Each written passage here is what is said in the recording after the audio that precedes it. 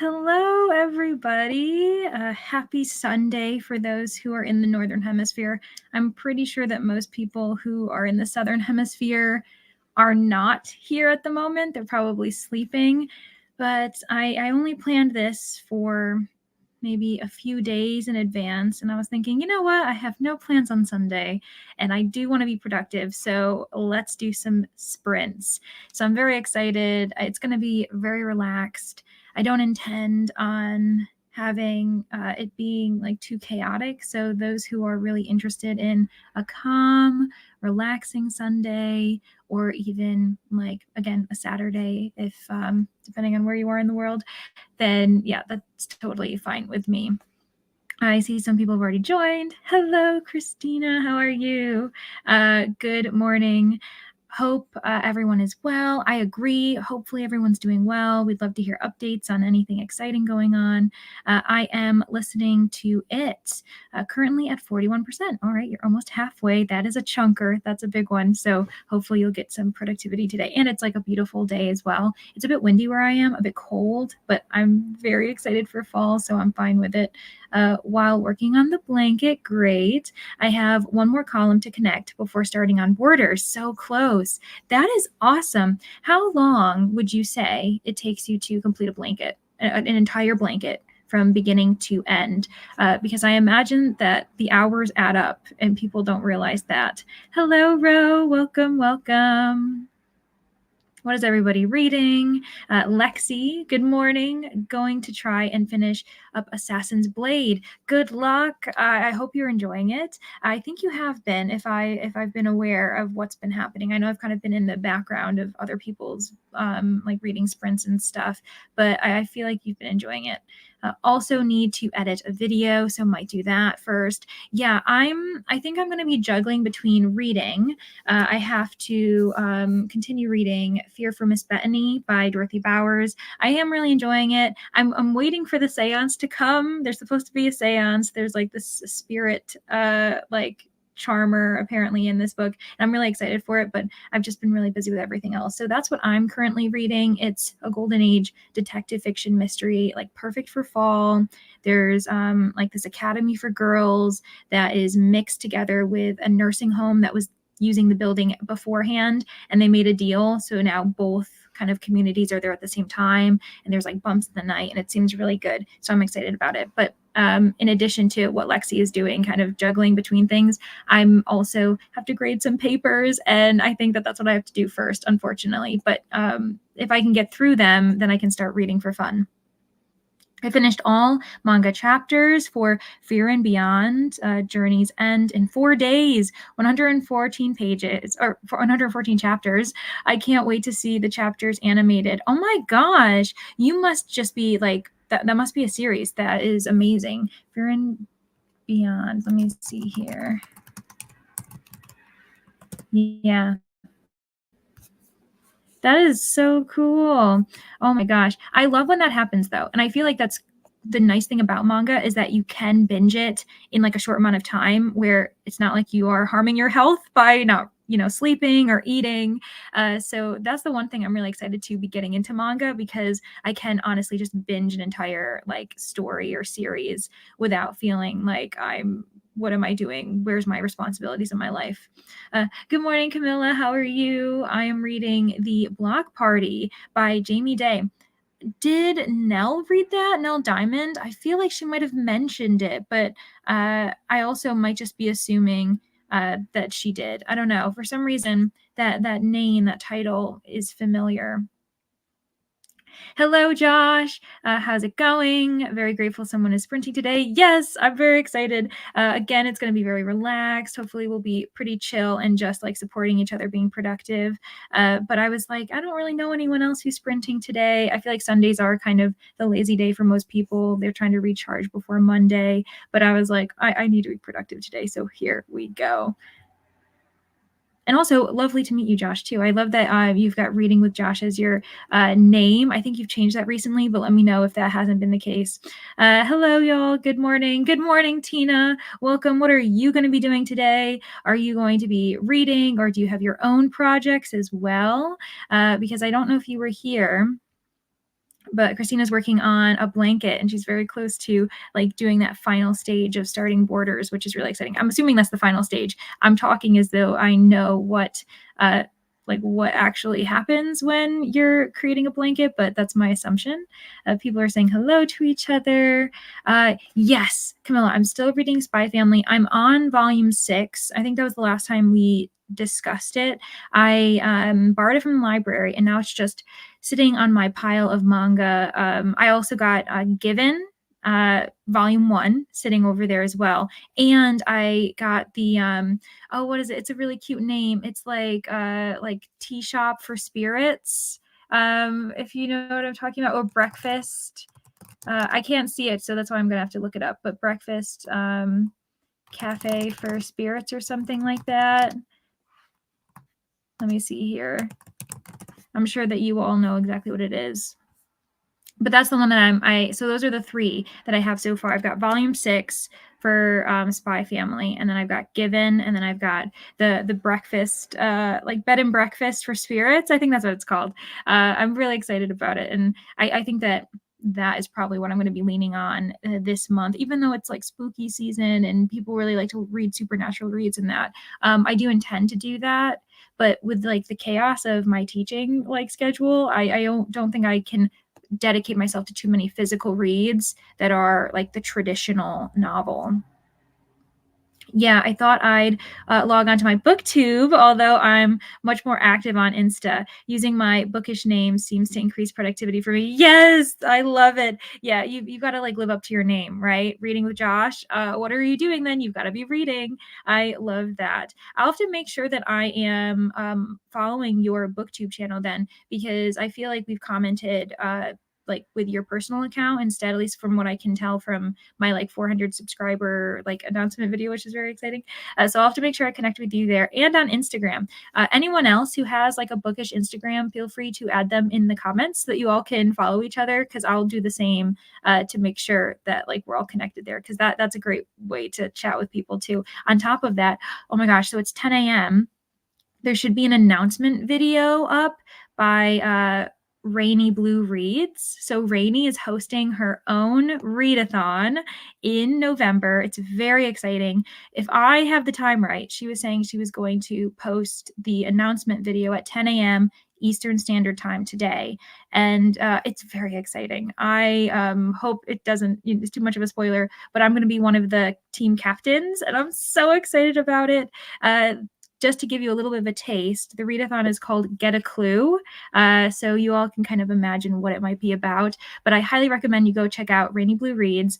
Maybe during our first sprint, I'll include the link to the video if you're interested in watching it. But also, this is for productivity. It's for being active, reading, studying, whatever you want to do. So like, don't tempt yourself if you know that that's going to send you down a YouTube rabbit hole, because we have all been there.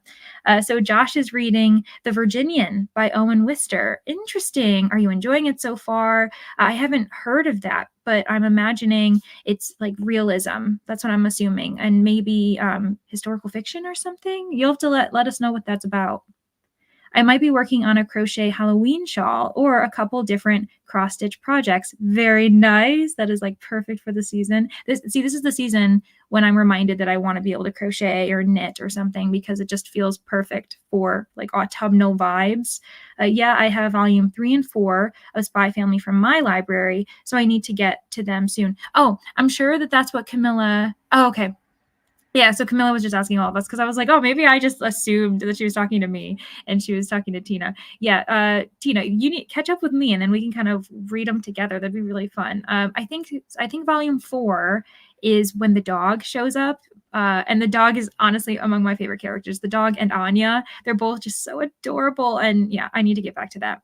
Oh my gosh, I wasn't following you on my Bookstagram. Oops, corrected that. No worries. I think that because we are on so many different platforms, it can be hard to know who we're following where. And it's like, well, I'm following this person on this platform, so I must be following them on everything. And it's like, well, no, maybe not. And so don't even worry about it. As soon as I see that, I'll make sure to follow you back to make sure that we correct that, because yeah, it's tough to keep track of everyone's different bookish accounts. It depends on the blanket and how big it is. I would say 2 to 4 weeks for a twin-sized straight or ripple stitch blanket. Okay, wow, yeah, that's such a commitment, and people don't really realize that. But the one I am working on is a twin size granny square one, and it has been more like 1 to 2 months. Yeah, I don't know. Everything I've heard about granny squares, like the process of making them, like I know that people kind of start, that's where they practice, and it's like, oh, now you know how to do it. But the amount of time it takes to make enough for a blanket seems crazy. And yeah, that makes sense. The Bed and Breakfast for Spirits. Yeah, that's what it's called. I also want to read that one soon. Yeah, honestly, it looks so cute. I will say the one thing that I might have to switch medium of like formatting and how I read it, because I think that my library, it has all of them in physical copy, but I'm pretty sure a random one like book 2 or 3 they don't have. So unfortunately, that means maybe a patron borrowed it, never brought it back, or it was damaged or something. So I might have to end up like finding a way to get the ebook for one of them. And I think I've mentioned this on Sprint before, but I've never read a manga on ebook, so that'll be an interesting experience. But it'll be worth it if like the series is as fun and cozy as I assume it's going to be. Will you do a live reaction to the Goodreads nominations in December? A couple of booktubers do it. It's a great way to see what was popular in a year. Yeah, honestly, that's a really good idea, Ro. I've never thought to do that. And you're right. A lot of booktubers do that. I know that booktubers even will try to read the entirety of like the short list or the long list and predict what the short list is and then just go through the process. And I've never done that before. I've always wanted to. At least go through the short list and read them all and like have my own reactions. But for me, at the moment, the only issue is that because I'm trying to prioritize my physical TBR, I never seem to have the books that are popular in a year. And so I would have to buy them from the library, which is totally fine. But I do like the idea of just a live reaction to the Goodreads nominations. What do you all think of those? Like just to get like a pulse check on that, because what I've discovered is typically I don't tend to read many of the Goodreads nominations. As far as, when the list comes up and I look for books that I've read, it's usually only a couple that I realize I've read, and everything else have kind of been on my radar, but for some reason I didn't pick it up. And so I'm always like, oh my gosh, like most of these books that are contenders, I haven't read. So the only reason why I can't vote for them is because I can only vote for the ones I've read. And so it is interesting to figure out. I wish I understood the Goodreads. Like it must be the algorithm or like based on star ratings proportional to the number of people who've read them or something. But it is really interesting. So Ro, you have a good idea there for sure. Yeah, the dog is on the cover of volume 4. What book are you on? So I'm on volume 6. Yeah, and like a new character's been introduced, and I don't know if how I'm feeling her out. It's going to be really interesting. But yeah, so I'm on volume 6. We're really close together with each other. So I have literally just started the Virginian, okay, like page 1. So I'm not too sure. And honestly, I'm the same way. I don't like to really enter a book like with too much knowledge, not fully blind, but I totally get why it's like like page 1, I don't know what's happening. So let's see here. But based on the blurb, it is a cowboy romance from 1902. So arguably a classic, perhaps. Yeah, well, I mean, from 1902. Oh my gosh.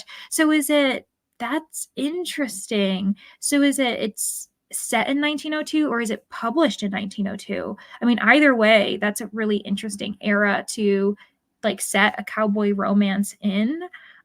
So you're gonna have to let us know what you think about that, because I honestly don't even know what that would be like. Like that seems really interesting and like very much off the beaten path. I am doing a plaid pattern. Ooh, to connect them. Very fun. It takes a little longer. Yeah, it always does, right? The ideas that are a bit more cool and will be a bit more flashy, it's like, oh, no, that's going to take me longer. It's set in Wyoming. And as someone from the UK, it's really interesting to read about US states and towns. Yeah, for sure. Especially because like even in the United States, and everyone who is from the United States in the comments can correct me if I'm wrong, but we don't have many books that are set in the Midwest, set in Wyoming, for instance. That is kind of, I suppose, maybe a dead spot, arguably, as far as like literature. A lot of times I feel like US stories are set on the coasts. either on the West Coast or the East Coast, like New England, or even like in the deep South, because we have like a really strong Southern literature, like Gothic Southern literature, like subgenre in our writing. But yeah, that's interesting. I honestly can't think of the last time I read a book set in Wyoming myself, and I'm from the US. So you might make me go dig up and see if I can find if I've even done that, because yeah, that's a great point. And it'd be interesting to think of accuracy too, like what perspective you get from Wyoming set in the early 1900s. Like I can't imagine like if things wouldn't be super set up in that way if we're thinking like we've just left the Victorian era, and arguably in the US version of it. And yeah, interesting. Also, like, isn't like, I don't know, lawlessness is what I'm imagining. I don't know why I'm imagining lawlessness, but just the kind of, maybe because it's made me think of like the Wild West era. I enjoy reading manga on ebook, especially on my Kindle, which I know a lot of people don't like to do. Well, I'm gonna have to let you know if I think that I enjoy it, because yeah, like that'll be really interesting to see if I can cope with it being an ebook, or if being like this is the new frontier for me. But coffee first, yes, I support that. I'm gonna get coffee during our first sprint as well. Yeah, published in 1902 and set in the 1880s. Oh my, where did you find this book? Hopefully the language is accessible. Yeah, I hopefully it's accessible.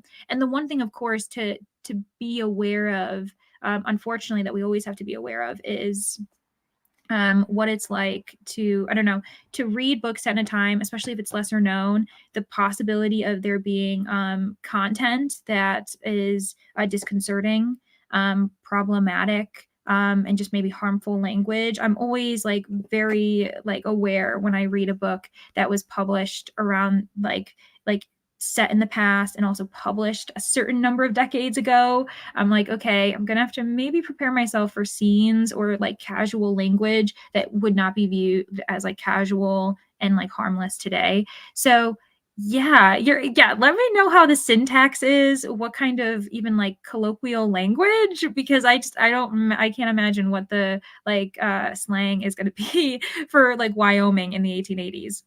Yeah, some states get forgotten. I am always excited to find one of Michigan. Yeah, Michigan's a good setting too. Again, not super common, but I feel like it's a higher likelihood I've read one set in Michigan than in Wyoming. How many hours will you sprint today? That's a good question. I'm thinking at least 4. I typically do more than that anyway. So like me setting the bar at 4 is like we could potentially be going for like 6 or 8. But at the moment I'm saying like at least 4, because then that's enough for everyone to get things done, especially myself. And I'll keep you all updated as we get a bit closer to maybe me signing off. Good morning, welcome. Reading The Blind Assassin by Margaret Atwood.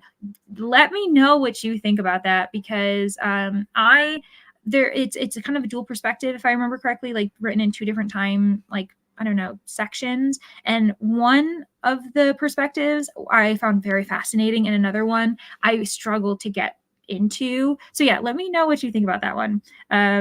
And on that, and because actually, okay, I'm not going to get into it, but yeah, we'll talk, because I want to get us into a sprint. But I have some things to talk about with Margaret Atwood. Hi, coming through on my way to bed. Hi, Neva. I hope you have a lovely, calm sleep without any interruptions.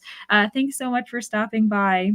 And also, Neva is another team captain for that readathon I mentioned, Get a Clue, hosted by Rainy Blue Reads. So if you're interested, check out the announcement video. By the way, the Philadelphia Free Library has volume 2 of Bed and Breakfast for Spirits on Libby. Oh my gosh, Dina, you're looking out for me, because you know for a fact that that's the library that I get my books from. So that is awesome. So good to know. I'm envisioning a lot of vigilantes for some reason. Yeah. Or if you've ever read Sherlock Holmes, what is it? A Study in Scarlet, how he imagines the Midwest, which I find very funny, but also, again, problematic because of the content in there. But yeah, like that's kind of what I always imagine as well. So, here we are. Good morning, Jen. I'm finishing up a manga, which had to tell you were reading that another time that we were sprinting, and that still sounds awesome and perfect for the season.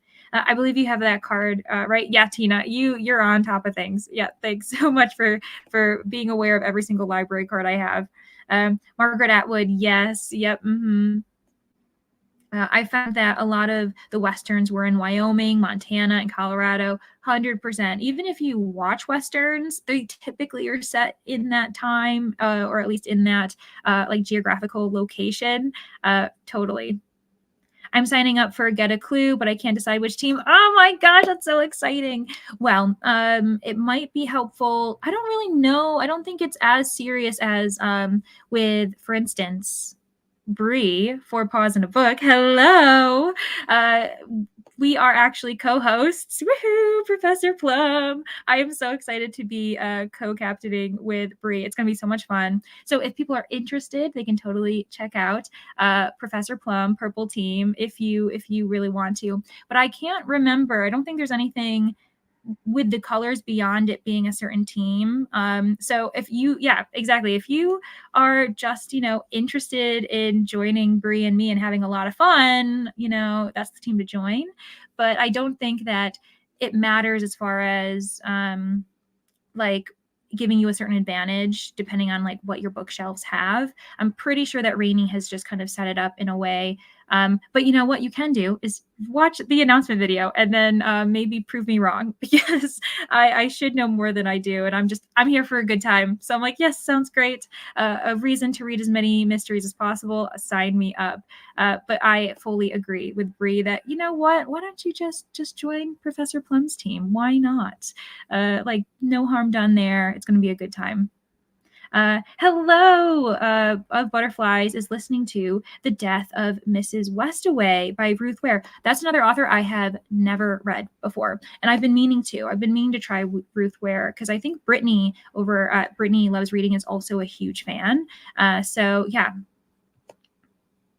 Yes, I'm finding it a bit of a struggle to get through. Okay, that makes me feel better, because I was like, am I the only one who just can't get through this book? It's a dual time. It started with so many characters and I felt so lost, but now I know who people are finally. Okay, yeah, who people are. I did that as a buddy read, and I was like, I don't know what's happening. I was like, am I just dumb? And also there's like the elderly woman perspective who's like set near Niagara Falls, I believe. For some reason, all I could think of was the elderly woman in Titanic. Every time we went to her perspective, I was like, oh, great. Now get me back to Jack. I don't want to see this old woman anymore. It's terrible. Yes, the readathon is happening in November. And as Bree has said, the announcement video just went live. So everybody go check it out if you're interested. I will quickly get us into a sprint soon so that we can like all do that if we're interested, or if you just want to get productive. Yeah, it's a clue-based readathon. I know. I'm so excited. Oh my gosh. And we all agree. Yeah, Margaret Atwood is an icon for sure. Okay, peer pressure. Yes, Jen, we are here and we're just pressuring you to do it. Oh, Brittany, too late. Team Scarlet, no, come to Team Plum. Come to Team Plum. But yeah, so also Brittany is a co-host for Team Scarlet for those who are interested in maybe joining her team for sure. And honestly, you can always just choose. Well, I don't know if maybe I shouldn't support that. I was going to say maybe you should choose whichever player you typically like to use in Clue or Cluedo. But I also tend to be on Team Scarlet myself when I'm playing Clue. So don't do that. Plum is definitely where it's at. Oh, how is it? It's on my shelf. Yeah. Let us know what's going on like with that, because Ruth Ware, I'm intrigued by her for sure. Okay, so it's very exciting. I don't know if I'll ever really do this again, but yes, I agree. Team Plum is the best. I have decided to create my own I guess timer through YouTube. I've seen other people do it, like Margaret from the Word Nerd did it. Nicole over at Dusty Book Sniffers was thinking about doing it. And I was like, you know what? I think I'm going to do this myself. And it can just be something I use. It doesn't really matter if anyone else wants to use it. But because we're getting into cozy vibes, I decided to do like a cozy theme. We're going to do 45 minutes. And let me make sure I have it all set up for us. Yes, we'll do 45 minutes. installed is 15-minute breaks as well. So I'll make sure to kind of like have it go, yeah, thank you so much. And what's very fun is when we get to the 15-minute break timer, I've changed it all to cool colors. I'm very excited about it. So I appreciate the support for it. So we'll go 45, and then maybe those who want to go to the announcement video, that's what I'll be doing, or do anything else during this time. That sounds great. Okay, so let me start the timer and get us set up.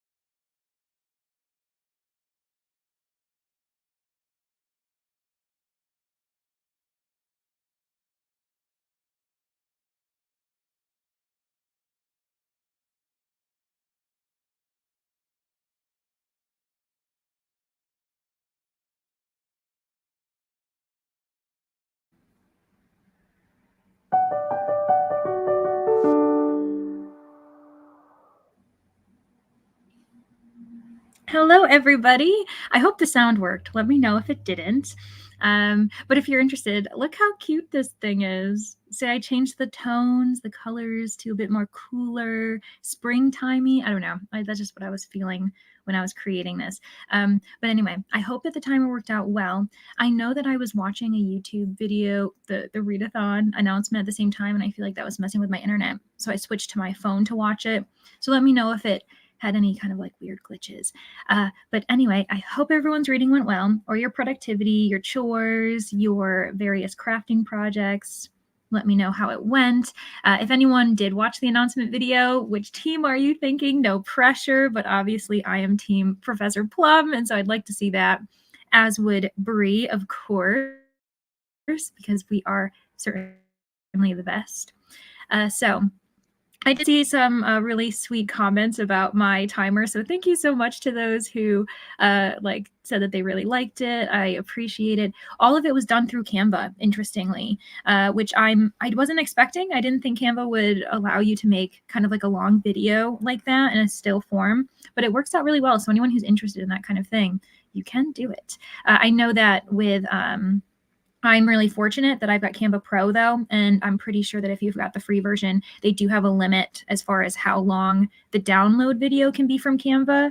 But you could always kind of create a still, and then depending on what kind of film processing or like software you use, you might be able to then do that way. But anyway, so of Butterflies had responded saying, "It's great if you enjoy books that harken back to the very classic Gothic mysteries."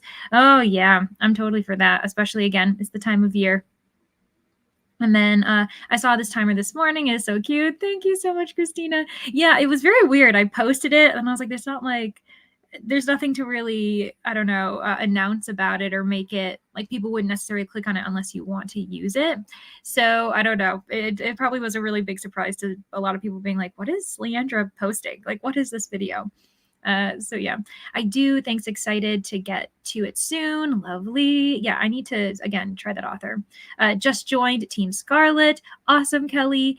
So that is Brittany's team. Very exciting. She apparently in the Discord said that their team chat is already popping off, which I find so funny. And I love that. That's awesome.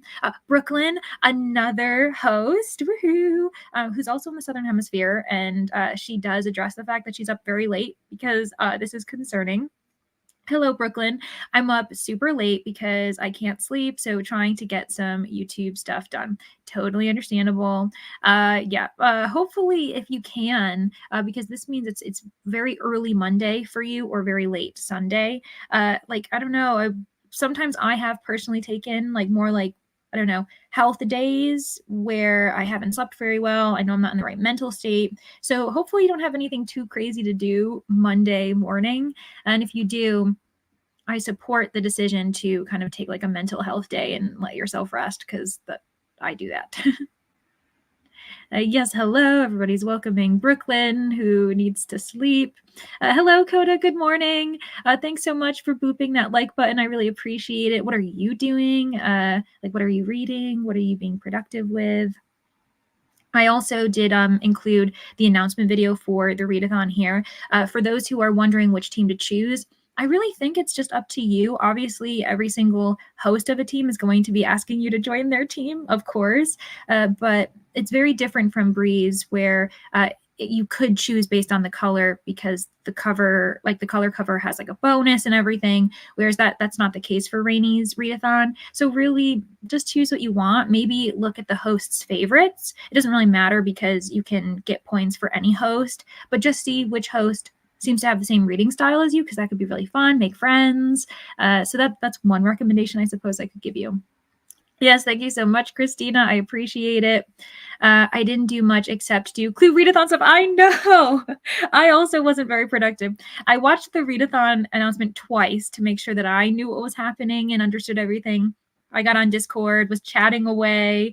So yeah, I also wasn't super productive beyond that. I did start grading, but I didn't get very far. I got the video edited. Very nice, Lexi. Woohoo! And currently uploading. Just got to make the thumbnail. Oh, perfect. That's so nice when I know like the thumbnail. I actually like making thumbnails. I think it's very fun. And it's perfect because you kind of know it's the final stretch. It's like, all right, I've edited the video. It's uploading. There's nothing I can do. You know, it's in YouTube's hands, the YouTube God's hands. And so, yeah, you can just make a thumbnail. Lovely. And then you can read. Woohoo!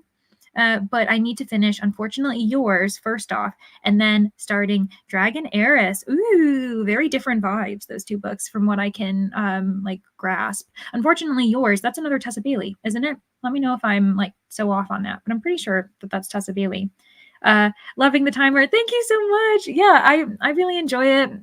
Again, I didn't create any of this art. I am not that kind of artist, but I pulled all of the graphics and everything from the lovely artists who like, you know, put their stuff on Canva. And yeah, it allowed me to kind of create a nice little cozy scene. I watched the announcement video, yay, and joined the Discord. Now I'm talking to my mom about what team I should be on. Yeah, Tina, I think it's tougher when you have a whole bunch of friends who are co-hosts. That was the issue I had with the Amazing Readathon. I was like, I'm friends with like at least one person on every single team. And so I can't just be like, oh, I'm going to join this person because this is my friend. So yeah, you kind of have to decide what you're doing. Also, let me know in the comments like what your strategy was as far as choosing. I know that some people, again, kind of went along the lines that I mentioned before, where it's like, well, which character do you tend to choose when you're playing Clue? So like that could just be the easiest, no thoughts, just instinct kind of reaction. I made some progress on both B&B. Yay! Very nice. Made some progress. There we go. Slowly but surely.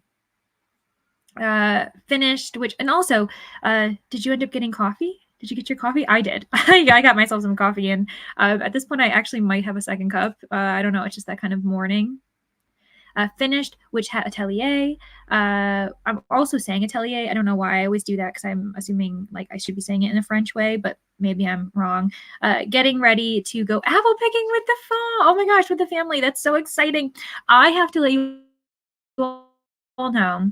I love fall so much, but I've never gone apple picking, and it's something I really do. I feel like that would be really fun. I've gone to like pumpkin patches, and I've gone to like farms that do different activities, but I've never actually gone apple picking, and it always just that seems so cozy and really great. Would you like? Are you going apple picking just to like pick apples and then eat them in the traditional way, or are you going to like make a pie out of it? Because that's what I would imagine, you like creating these creations from like a bunch of baked goods. That would be delicious. Maybe like apple bread. Don't get me started.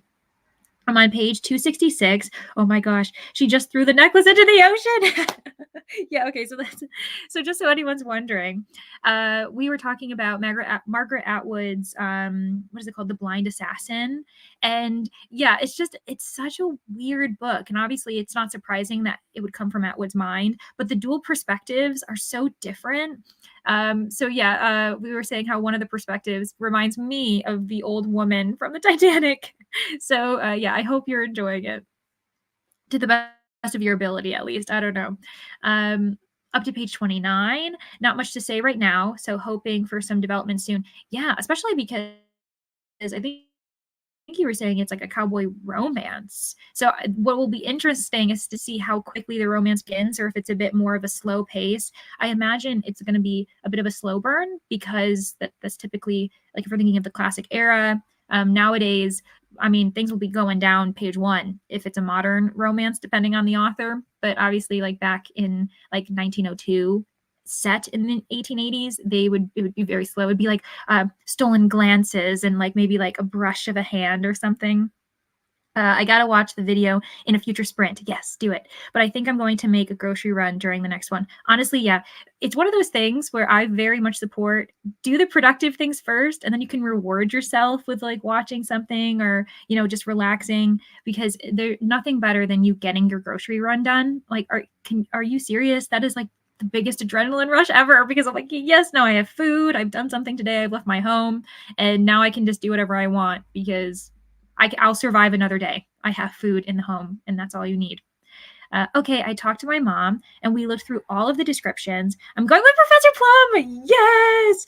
Honestly, Tina, I would have been happy for you no matter what team you chose. But of course, I'm very excited that you chose Professor Plum. I hope that you end up taking the time to read a few of my host choices, but only if, I guess, if they fit the prompts and if you're interested in them.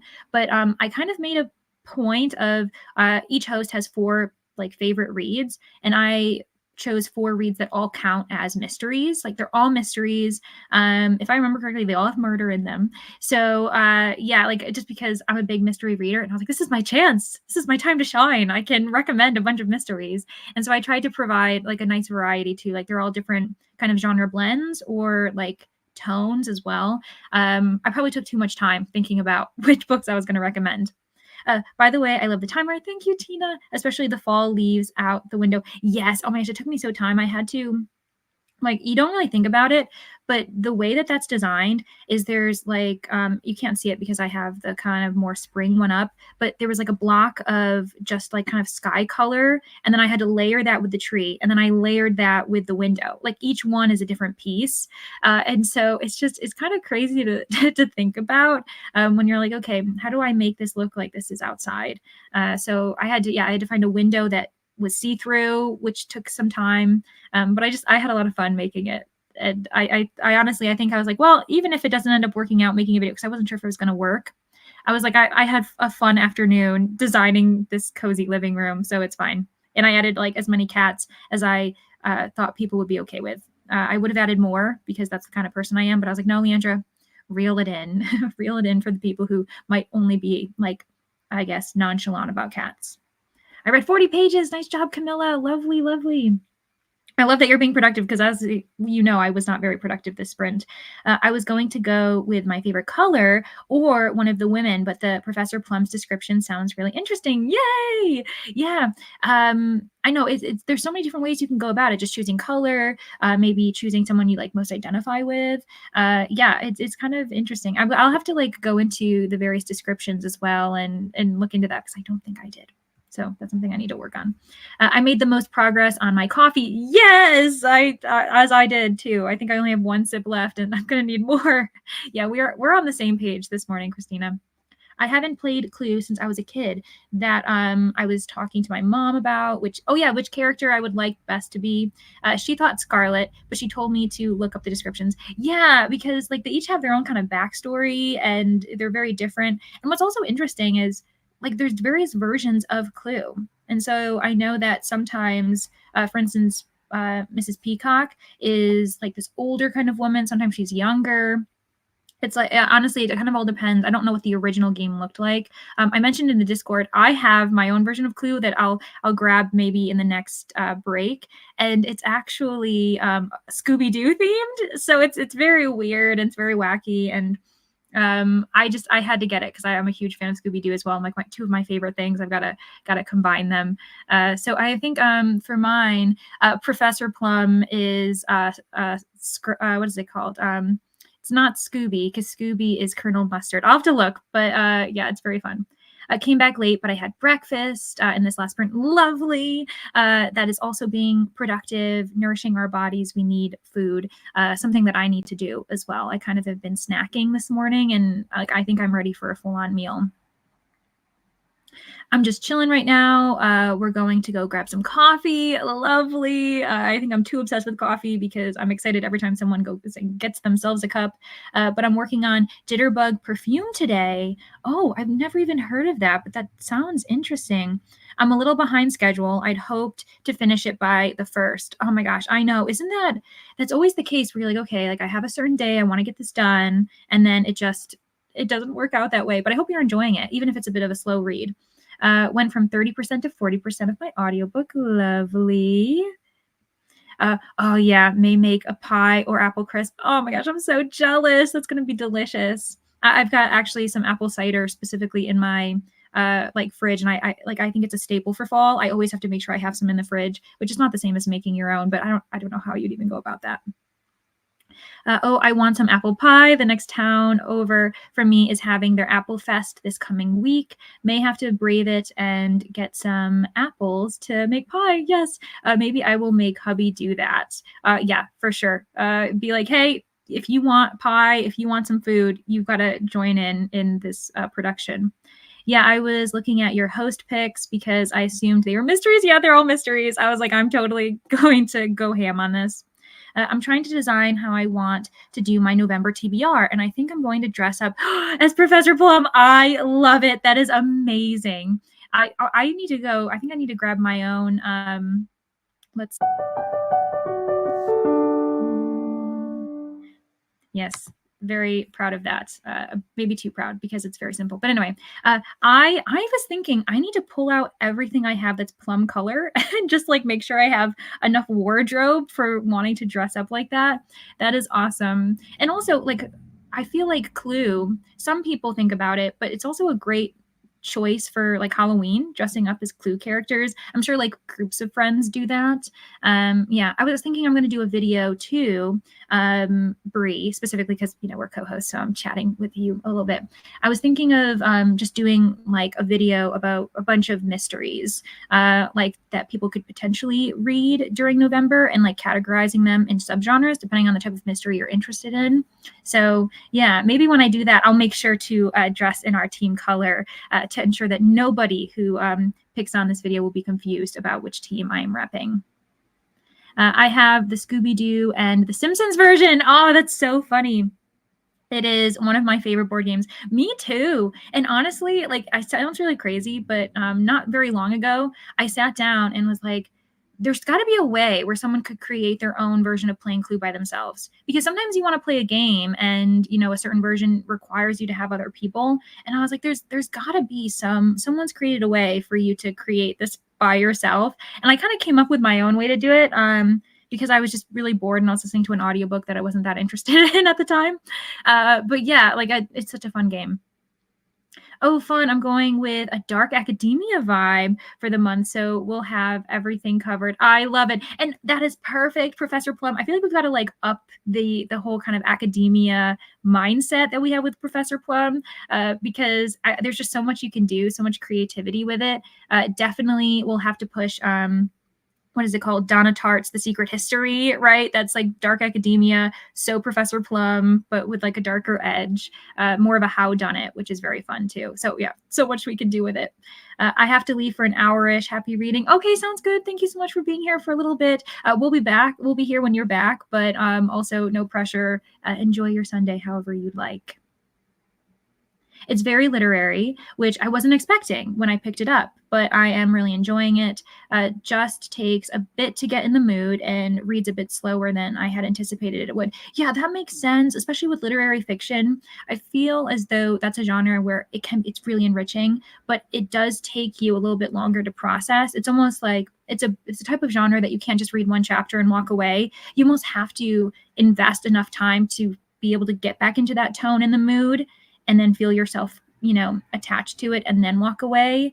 I don't think it's one that you can just pick up one chapter at a time, like every day, and then know what's going on. Yeah, that's interesting. That's also a genre I haven't read very like frequently recently. I think I read it earlier, like a few years ago when I was like still in school, and now I'm just like a mystery junkie, a romance junkie. So I haven't really actually read a literary fiction in quite some time. Okay, so let me switch screens because we got to the end of the comments. We're going to do another 45. Everyone, feel free to go get food, watch some YouTube if you'd like, read, do chores, go grocery shopping, whatever the case is. But I'll see everybody in 45 minutes.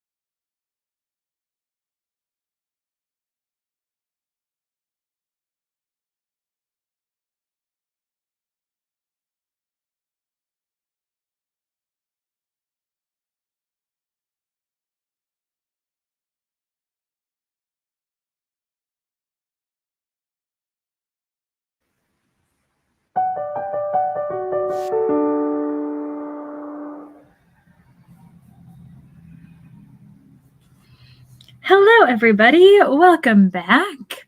I hope that you had an enjoyable 45 minutes doing whatever you felt that you needed to do in that moment. Maybe you took a Sunday nap. Maybe you decided to eat. I was intending on eating and then I just kept grading, which is totally fine. I'll probably eat in the next sprint. But I did have a lovely brief conversation with Coda in the comments. So about the book that Coda is reading.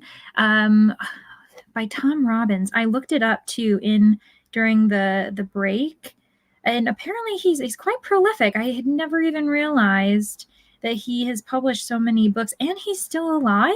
He's in his 90s, which I find very interesting. That's really cool. And so the book that Coda is reading is Jitterbug Perfume, just an interesting title. And he says, although this one has lots of breaks in the chapters, it's really bizarre, runs on an arc that is both historical and fantastical. And apparently this is like a potential reread, which we love to see because we definitely don't feel that way about every single book. And it says definitely check it out. It has a very high sexual content from page 1, FYI. And that's really great to know, especially depending on people's preferences and like how much and when they're willing to have that kind of content in front of their face. But the author also has a wit and a way with words that's wonderful. My first time reading Tom Robbins. Yeah, I haven't read anything by him, so that's really interesting. 55% in The Holiday and Death by J.D. Robb, which, as we know, is Nora Roberts' pen names. And Tina, of course, has come in to basically rep a co-hosting event that she's doing, a readathon for Nora Roberts and J.D. Robb in November. So per usual, there are a million readathons going on like every single month. So not only is there Get a Clue readathon, but there's also this readathon that focuses on Roberts' work.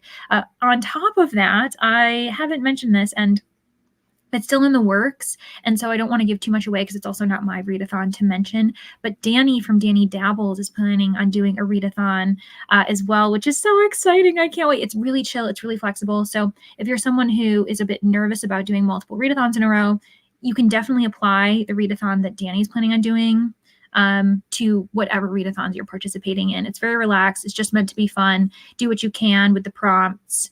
And I believe it's not going to be Discord. It's just going to be like if you want to post on Instagram. So that's how relaxed it is, which is lovely because we kind of need a mix of both, right? We need readathons that are really complicated and focus on like various prompts and rooms and challenges and competition. But we also need the other readathons that are individual focused and just do what you want to continue participating in the like community. So either way, but Tina says, Lee from Dark Roots Creations came up with the idea, and we will be posting announcement videos soon. I can't wait. That's so exciting.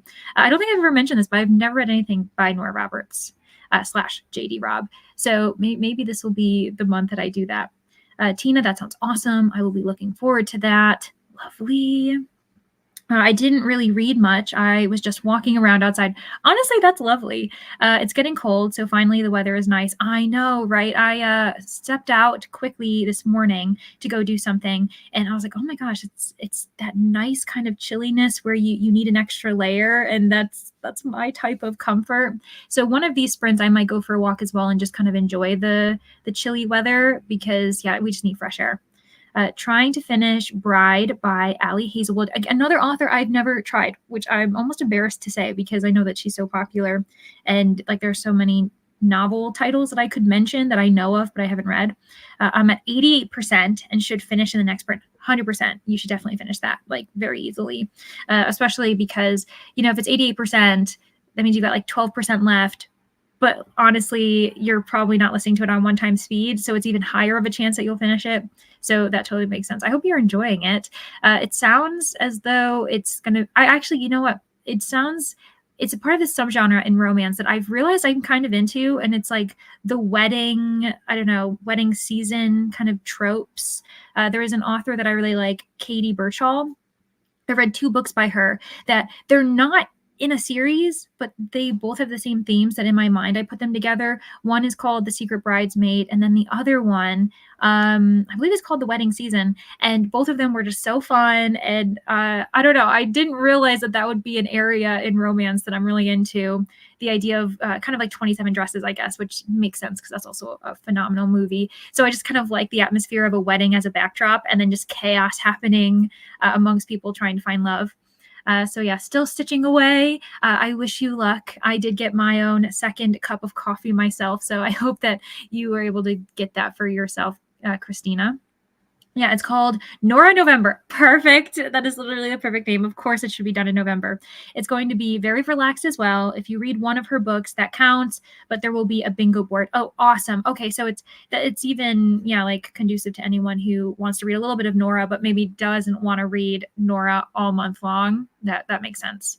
I'm reading Night Work by Nora Roberts, and I'm going to be starting On Spine of Death by Tamara Berry. Oh my gosh, I hope you like it. On Spine of Death is the second book in the By the Book like mystery series, and I really enjoy it. I think that one might actually be, it's a contender. It might be my favorite in the series so far. There's 3 that I've read, and the first one was really fun. You just have to be okay with the chaos. Like for instance, in book 1, there's a Sasquatch, like Bigfoot, running around. And everyone's like, this man in some costume is running around in the woods. And you just have to be okay with that's what's happening. Like, it's such a chaotic, like series. It's very fun. The, like main character, our amateur sleuth, is a method thriller writer. And so she puts herself in really crazy situations, like ties herself up, puts herself in a trunk to figure out how it would work in her books. And so that's why you kind of understand that she just goes with the flow. So I really like that series. It's very fun. I recommend the site for book cover reveals. Book acquisitions, short stories, and professional book reviews. I think we might have missed the link, unfortunately, Ro, because like with StreamYard and YouTube, you have to be like a like moderator to be able to provide links. So if you just give us the site name, because I think I missed that, unless everyone else in the comments can see it and I just missed it. I could also use a walk too. Yeah, right. My bones have been getting crunchy from just sitting here. I know. Isn't that crazy? You know, you've been sitting for a little while and you kind of get up and then your joints kind of do the little crunchies when you are like standing up for the first time, or if I ever crouch down and like pick something up and do a bit of a squat, I'm like, ooh, that cartilage is letting me know it exists. So I support going for a walk. Maybe we should all collectively do that. You can always grab an audiobook if you aren't already listening to one, or just listen to music, a podcast, something like that. I'm reading with my eyeballs, so it's a little slower. Okay, I know. Isn't that always funny when you're like, nope, doing it the old-fashioned way, using my eyes. It's a vampire romance, and it's going to be a 1-star. Oh no, that is crazy. I mean, I don't know about other people, but I rarely give books 1 star, typically because I don't finish them. I'm a big DNFer, but it's always so fresh. It's actually really frustrating when you give a book a 1 star. And I'm sure that that's how you're feeling, Brie, right now, just like being so angry that you have to give a book 1 star. There is, it's a bit of a cutesy vampire romance. I ended up putting it down because I just wasn't that into it, but I have seen a lot of kind of buzz around it. It's called My Roommate is a Vampire. Now that one isn't a dark romance. It's very much kind of cozy rom-com-ish.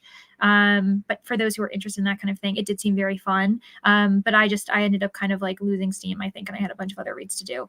But that's disappointing. Have you experienced that with like her other books? I'm imagining you haven't. I know that you'll say it'll be in your vlog next weekend, which I'm very interested to see then, because that is just so weird. Especially because, yeah, again, Ali Hazelwood is like really popular, but maybe is it because it's like a bit off of what she usually writes? I don't know. Now I'm really curious to know what's going on there. I did well, and actually I recently gave a 1 star, my second 1 star of the year, because again, I don't tend to finish 1-star reads, and it was when I was doing the Ice Planet Barbarian sprints, the most recent ones with Brittany, we both gave the final book that we read. What was it? Was it 8 or 9? In that series, we gave that A Barbarian's Heart. We gave that 1 star because it was a ride. I'll tell you that. I did. Well, my son is my barista, so he got it for me. He makes it perfect. Oh, lovely! That is so nice of him. Buried in a Good Book by Tamara Berry was my first cozy mystery, and I pre-ordered book 2, and then my mom read book 1 and 2, so I need to get caught up with her. Oh my gosh, I love that you have someone immediately you can speak with, like in your household, so that you can kind of compare notes. I hope she enjoyed it. Obviously, I'm sure she did, so that she's encouraging you to continue on with the series as well. But I really had fun with On Spine of Death. I'd be interested to know what your thoughts are on the 3rd book, because while I still found it fun, I actually think it's the weakest of the 3. But I won't get into it because like we aren't even there yet. You focus on book 2. Book 2 is great. So Tor.com. Oh, I read was it science fiction, fantasy short stories on the site. Yeah, honestly, Tor, that's also like a publisher. I've realized I have a few books, I think, by Tor from Tor Publishing, that is really solid. So yeah, I can only test. That's great. Buried in a Good Book was actually her first cozy mystery as well. I love how you both were on your same cozy mystery journey. Have you realized that you and your mom have like the same taste, or are they kind of like, there are some books that you both enjoy, but then there are series where you have completely veering off views where your mom wants to continue it and you're like, I refuse to pick up this book again? Or is it just like always the same? Because I think it's interesting when you find a kindred spirit, especially in a family member, because usually I feel like family members have very different views. And again, as Brie mentioned, for her 1-star review of Bride by Ali Hazelwood, that'll be in her next vlog next weekend. Hello, Danny. Danny, I did end up revealing very casually and briefly, I didn't give any details really, but saying that you were hosting your own kind of readathon in November, which is very exciting. I let everyone know that's very relaxed, so they can certainly pair it with the other readathons going on. But yeah, very exciting. I'm totally going to be participating in that. Oh, I wish Jitterbug was available on audio. I couldn't find it anywhere. It would be going a bit faster if that were the case, I think. Oh, for sure. I find that, especially with audiobooks, that it just, because it continues at a clip, and the fact that, I don't know, when you're physically reading, you can easily get distracted. You hear something out the window, your phone goes off. Whereas like with an audiobook, it just kind of keeps going. So it forces you to remain present, and you can obviously like increase the speed and everything like that. But I will say that there is a bit of a gap as far as like audiobook availability depending on the time period. I can see that like with his books being from like the 70s on, the late 1900s, that sounds really weird, the late 20th century, I find it really hard to find books that are audiobooks that are published then. If I'm reading a book from like the 60s to like the 2000s, depending on the book, depending on the author, it's as if like no one's thinking to make them into audiobooks. People are prioritizing super old classics and then modern day reads, and then there's this weird middle era that people aren't really thinking about turning into audiobooks. So I don't know. It's a theory that I have. There is no research beyond my own experience, but I kind of have wondered about that. She's been hit or miss for me. I hated Love Hypothesis, interesting, and liked Love on the Brain. It's just really poorly written. Like it could have been her first book, just published later. Yeah.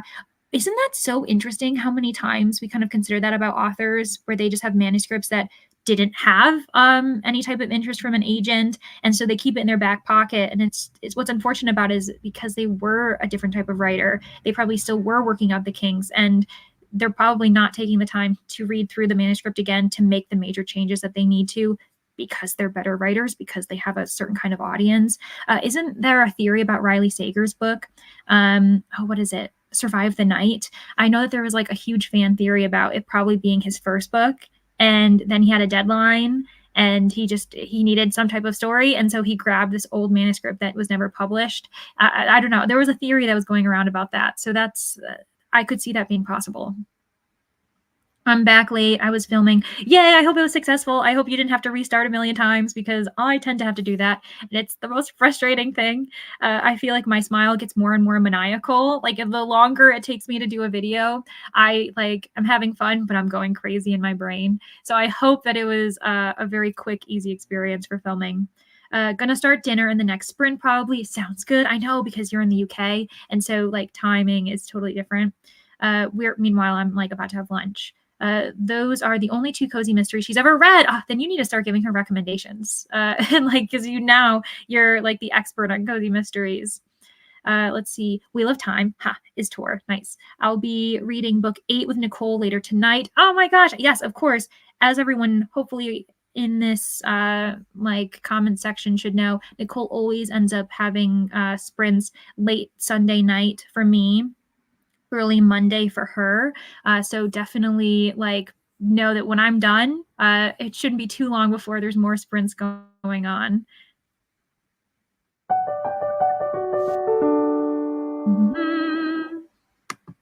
All right, giving it time to ring the bell. 15 minutes is up. So I'll try to get through the comments as a nice clip.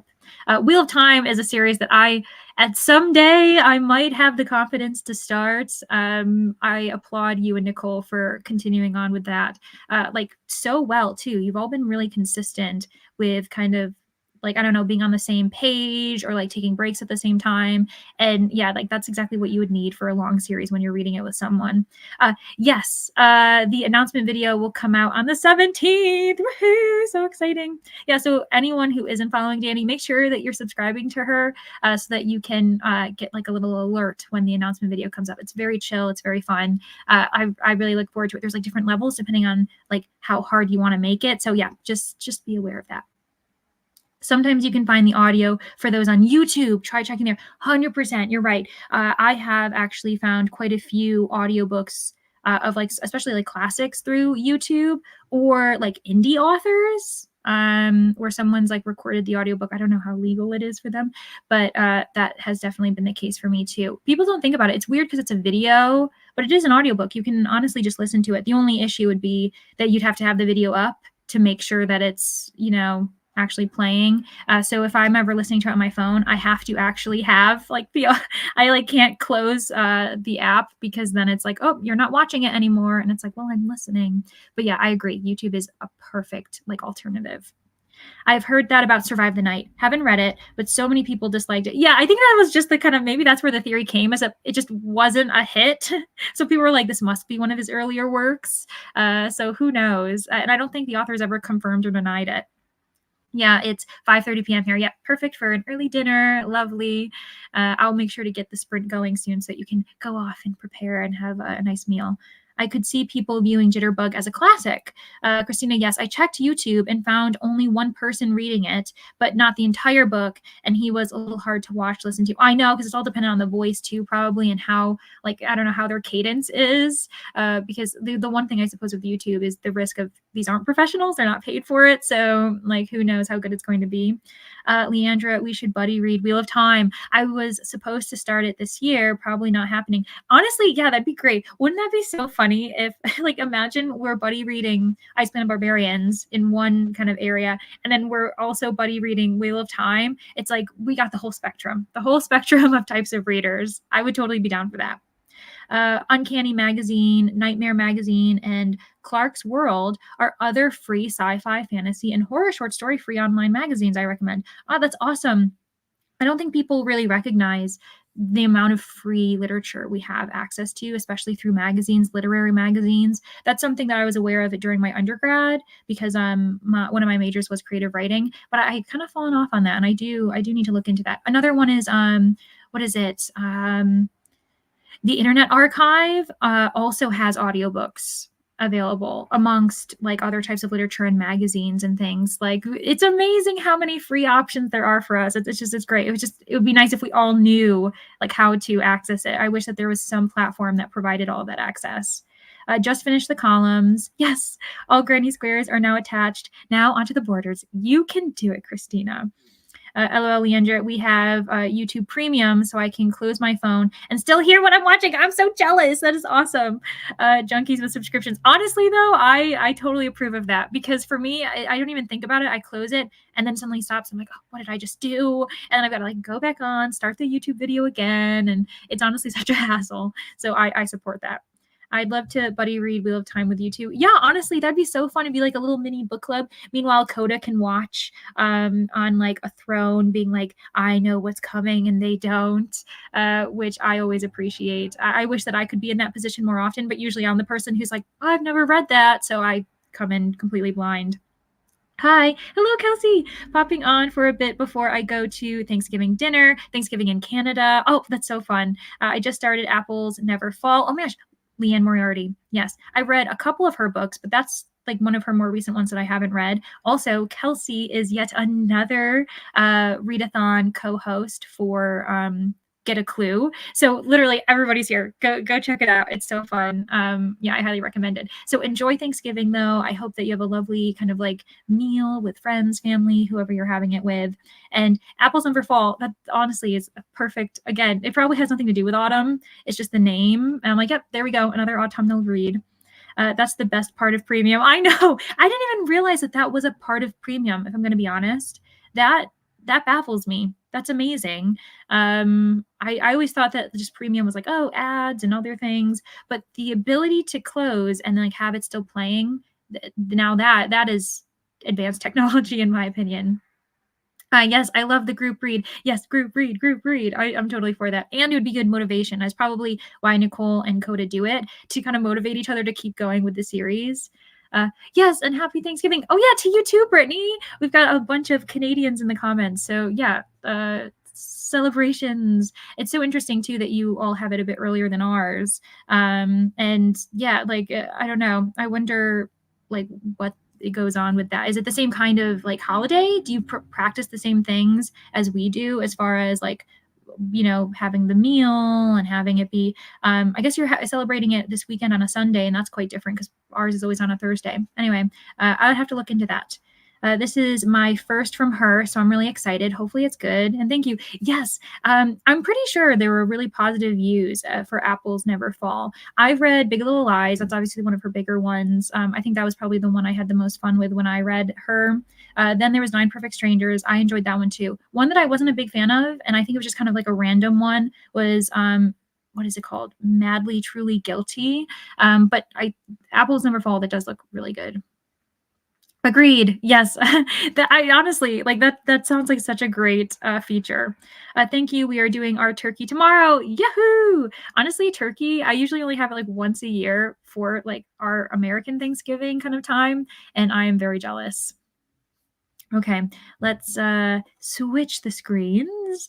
I hope that everyone enjoys their 45 minutes, whether they're reading, whether they're eating or preparing dinner or celebrating Thanksgiving with each other. Yeah, I will see you all in 45 minutes.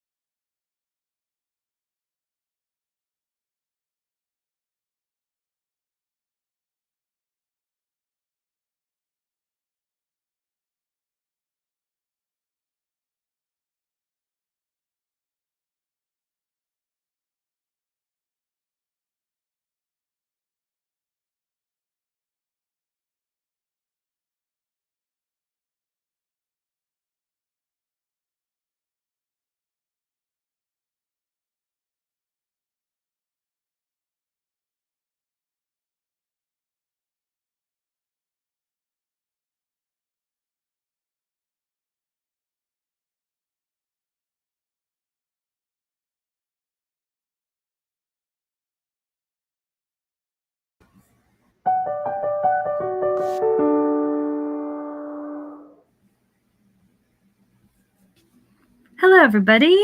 Welcome back. I've been having some conversations in the comments with people, and the star ratings just aren't turning in our favor today, it seems, which isn't great. I will say an update for myself is that I will be reading this next sprint. The grading's been going really well. I don't think I gave any context as to like what I was grading, what am I doing. I am an instructor for the local college where I work, and I teach like low level English writing courses. And this most recent unit was the narrative essay, which is always really fun. It allows students to be a bit creative, do a bit of nonfiction writing. And I've had like a nice mixed bag where some students, you don't really get the gist of who they are in the classroom. You only see them so like infrequently every week, and depending on how much they participate. So it's kind of nice that this narrative essay assignment has allowed me to kind of see these students a little bit more differently. Maybe some of them who actually have and should be honing their skills in creative writing that I didn't expect. And so it's very fun. So I've been enjoying it. But next sprint, my intention is to actually go for a walk, I think, because we've been talking about it, and I'm very excited to do that. And I'm going to listen to an audiobook as I go. If Danny from Danny Dabbles is still in the comments, she and I are doing a buddy read this month, and it's The Sundown Motel by Simone St. James. I happen to have an old book of the month copy of The Broken Girls by her, and I haven't read it yet. So we'll see what I think about this one. But we are having a time with the Sundown Motel. If anyone in the comments has read that, let me know what you think, because I've got one last like assigned section for us. So I'm probably going to finish it either on this walk or maybe a little bit after that. And it is just like there's so much happening, and it's so absurd, and like the main reason why I'm having fun with it is because I have Danny to basically like talk through the insanity of it. It also helps that I have the audiobook. So like honestly, once we get through the comments and see what like Bree and Brittany have mentioned as far as their star ratings for books go, like I don't know, something's in the water, something's going on with us, and we've all just been picking like weird books to read this time around. So let me see, where were we? Yeah, so a bit of catch up. Coda says, no ads is cool too. I listen to the Wheel Weaves podcast on YouTube that way. So it's ad free, and I can walk around with it in my pocket. Great way to keep into like what you're reading. Yeah, actually, honestly, that is great, especially because obviously it also runs the battery when you have to have it open as if you're watching it rather than just letting it kind of be closed. So like that's just positive all around, especially with podcasts too. That's awesome.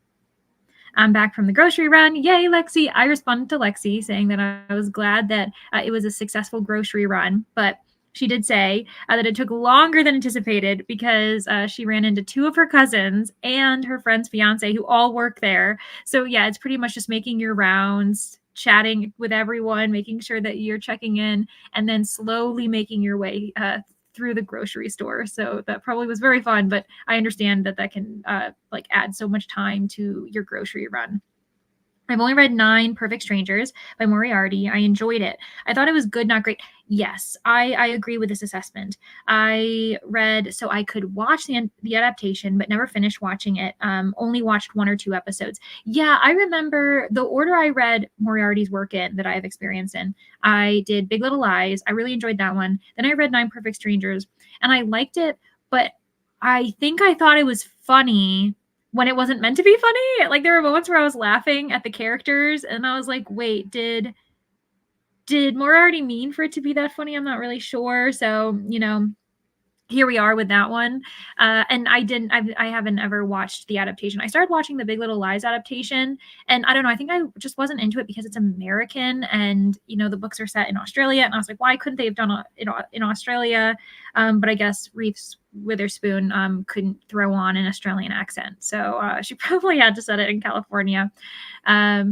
Yeah. And so where are we? Oh, yes. And then Jess from the Hex Library has joined us. Welcome. Thank you so much for complimenting my timer. I'm really proud of it. It took me probably longer than it should have because I'm like silly and wasn't sure how the timing countdown worked, and it was a mess. But I think it worked out really well. And yeah, it's just if anyone wants to use it, they can. I don't have like any ads. I shouldn't have any ads on like my channel. So if you kind of want to be able to use it and not worry about ads breaking up the time. I think we should be good there, unless YouTube decides to include their own ads, which would be frustrating, but here we are. And then we get to the comments of the ending of this sprint. And yes, Bree, as anticipated, is giving Bride 1 star. That is just so devastating, but at least you knew it was coming. I feel like once you have a locked in 1 star, it's really hard for it to be anything beyond that. Maybe a 2 star, but even then it's like, I don't know, everything leading up to this point is probably 1. Brittany also came in with a low star rating, finished Unfortunately Yours, 2 stars. Wow, you aren't having, I think, very good luck with this kind of era of Tessa Bailey. You read another book by her. Is it in that same series that you weren't super into either, I think? Maybe I'm wrong. What was the last romance that you and I, when we were doing sprints at some point, and you only had a little bit left to read, and you were like, yeah, no, this isn't this isn't very good either. So maybe yeah, it's just like that kind of series or era of this that you're not into. And then I commented this because I was like, what is going on with people not enjoying their reads? Like, oh, I don't know. And then Brie came in and said, you could say, unfortunately, it was 2 stars. I added in, unfortunately, not mine. So I guess like when you really don't like a book, you can have fun in just like going crazy with the puns. Got about halfway down with the 4th novella in Assassin's Blade. Oh, nice. So even after being able to calm down, put your groceries away, you're able to kind of settle and read, because that's awesome. I usually end up puttering around after I go grocery shopping, and I also snack a lot because I'm like, ooh, yay, new food. Wow, those are not fun readings. I know. It's kind of crazy. And I feel like, I don't know, somehow we all usually kind of align where when people are finishing books in sprints, we're getting all 5 stars or 4 stars, or the opposite, where everyone's on the same page and not reading very enjoyable books. It's kind of crazy. Love all the unfortunate puns. Yeah, me too. I think I had too much fun with that. Why would the audiobook have 15 more chapters than the Kindle book? Just looking at Dragon Heiress, and I'm confused. That is strange. I don't know. I wonder if they've broken it up in a different way, but 15 more chapters? Could they be different editions? Like maybe the audiobook is like an uncut version, if that's a thing. That's really weird. Unless within chapters there's like a POV change, and maybe in the audiobook, if there's more than one actor, they've broken it up by the POV change. Yeah, I wonder if you've I see you've kind of commented something else. Let me see here. Oh, it's because Jess has come in with an idea. Sometimes if the book has little snippets of other writing before the chapters, the audiobook will count those as its own. Oh, yeah, yeah. I think the Broken Trilogy series does that too. The Broken Earth Trilogy. I thought that, Jess, but all the chapter titles line up until the missing chapters aren't there? What is going on? This is a weird Sunday. I thought it was going to be a calm, relaxed Sunday, and we are 3.5 hours in, and I shouldn't be surprised. So Danny didn't read. That's totally fine. I showered and ate some lunch. Next sprints, I need to choose between reading The Black-Tongued Thief or The Will of the Many. What's your vote? I don't know. These sound very interesting, though. The Black-Tongued Thief, that sounds especially fascinating, just because I'm imagining either like dark fantasy or like dark magic going on. Maybe there's a curse. Where The Will of the Many, it's also, that seems almost like political fantasy or like some type of like battle. I'm probably very wrong because I'm just going based off of title alone. But I don't know. I would be interested in The Black-Tongued Thief. I guess it depends if either one is a mix of like a series and if you're willing to like continue on with the series. But I know Danny specifically is never one to shy away from starting a new series. So yeah, let me know how close or how far away I was in my assumptions, Danny. Mainly, I was talking to my mom about dinner tonight. We're having a seafood boil. Ooh, that sounds lovely. Yeah, I'm totally for that. That sounds delicious. In the next sprint, I will read. I'm probably gonna start on Spine of Death. Yes, oh, I'm so excited for you. I had a ball. That one I listened to on audiobook too, which you might not be doing. but I really enjoyed the audio. I thought that was really fun. Yeah, and then Jess responded to Brittany's very perplexing response.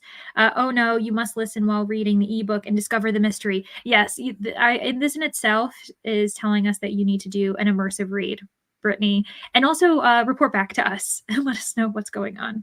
Now that it's spooky season, I've started The Summer Hikaru Died. Oh my gosh, a gay horror manga. That sounds really interesting. Yeah, that's very, yeah, horror, mystery, of course, because you're wondering what's going on. I wonder if it's a bit of a howdunit, because obviously it's a spoiler, the fact that Hikaru has died. Are we going to see that? Or is it more just the aftermath? Interesting.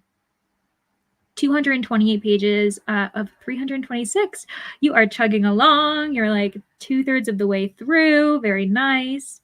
And rereading Boys, Beasts, Men by Sam J. Miller. Also more horror-leaning gay short story collection. That is awesome. You know what I recently, it's a bit more literary fiction, I suppose, but not long ago, The Salt Grows Heavy. I read that as like a horror novella. I thought that was really interesting. One that leans a bit more dystopian is Manhunt. That one is by a trans author, and I can't remember the author's name. I don't know why.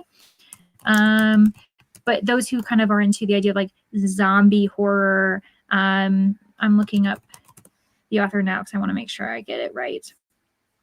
By Gretchen Felker Martin. Yeah. And actually, is that Tor Books, or is that, now that we were talking about Tor Books? But anyway, that one I found really interesting and thought-provoking, especially because it does show like the trans experience and I don't know, the transitioning. And for me, when I was reading it, I initially was thinking it was a bit more thriller, dystopian, but then I was realizing that horror doesn't have to be the kind of horror that would be, I don't know, a horrifying experience for me. Like if I were a trans person, I would find this like to be like horrific and terrible. And so I don't know, it just gave me a lot to think about, and I really appreciated that book. It is very gory though, and there is like a high amount of sexual content in there too, which people might not expect. So just like be aware, I guess. I also turned on the new season of Love is Blind. I remember I watched the first season of that one when it first came out, and I was hooked. I was like, this is insane. And then I haven't watched it ever since. But I always get little snippets through social media, and I'm like, yep, seems on brand. Just the chaos is continuing with that one. I figured it out. Book 2 of the series is in the same audiobook. What? All right. I mean, like, that's interesting. As Jess says, that's a choice. That's an interesting decision made by the publisher, I suppose, or the author. I guess if it's like independently published, self-published. But yeah, that's, especially if it wasn't advertised as that. Like if you look at the audiobook and it doesn't say clearly that it's 2 books in one, then that would be really confusing. Instead of Jitterbug, I picked up, Askwatch by Whit Slorp. Sunday Smutty Sunday. I love it. What? That is so amazing. I also love that I mentioned Sasquatch not long ago with the By the Book series, and now we've got Askwatch. We've got them all. That is hilarious. That sounds like a ride. You are correct. I didn't like love her or lose her either. What is going on then? Like, that's like really weird. Hello, Carissa. Welcome. How are you? Happy Sunday to you as well. What are you reading? Well, I'm at my mom's today, so I just shoved all my cool stuff in her garage fridge, nice, and left all the shelf stuff in the car. My mom works days today, and someone needs to watch my 9-year-old bro. Yep, sounds about right. At least you were able to get grocery shopping done before you had to do that. Maybe the audio has a sneak peek. Yeah, still more theories. That's so weird though, to have 15 extra chapters and it's an entire other book and there's no way for you to know. Oh yeah, Black Tongue Thief. Oh my gosh, you guessed both genres of their titles. Yes. I can't believe that happened. That's really cool. Very exciting. The Will of the Many has a mystery if you want to save it for next month. That's good to know. Ooh, yeah, I'm gonna have to like keep an eye on both of those titles because they sound really good. And yeah, I'm pretty determined to read just all mysteries next month for obvious reasons, and so I'll keep that in my back pocket. Haven't heard of either, but The Black Tongue Thief sounds very fun. Yeah, just the title, it's interesting. I wonder like where it's gonna come into like the point of the plot of the novel. Mm-hmm.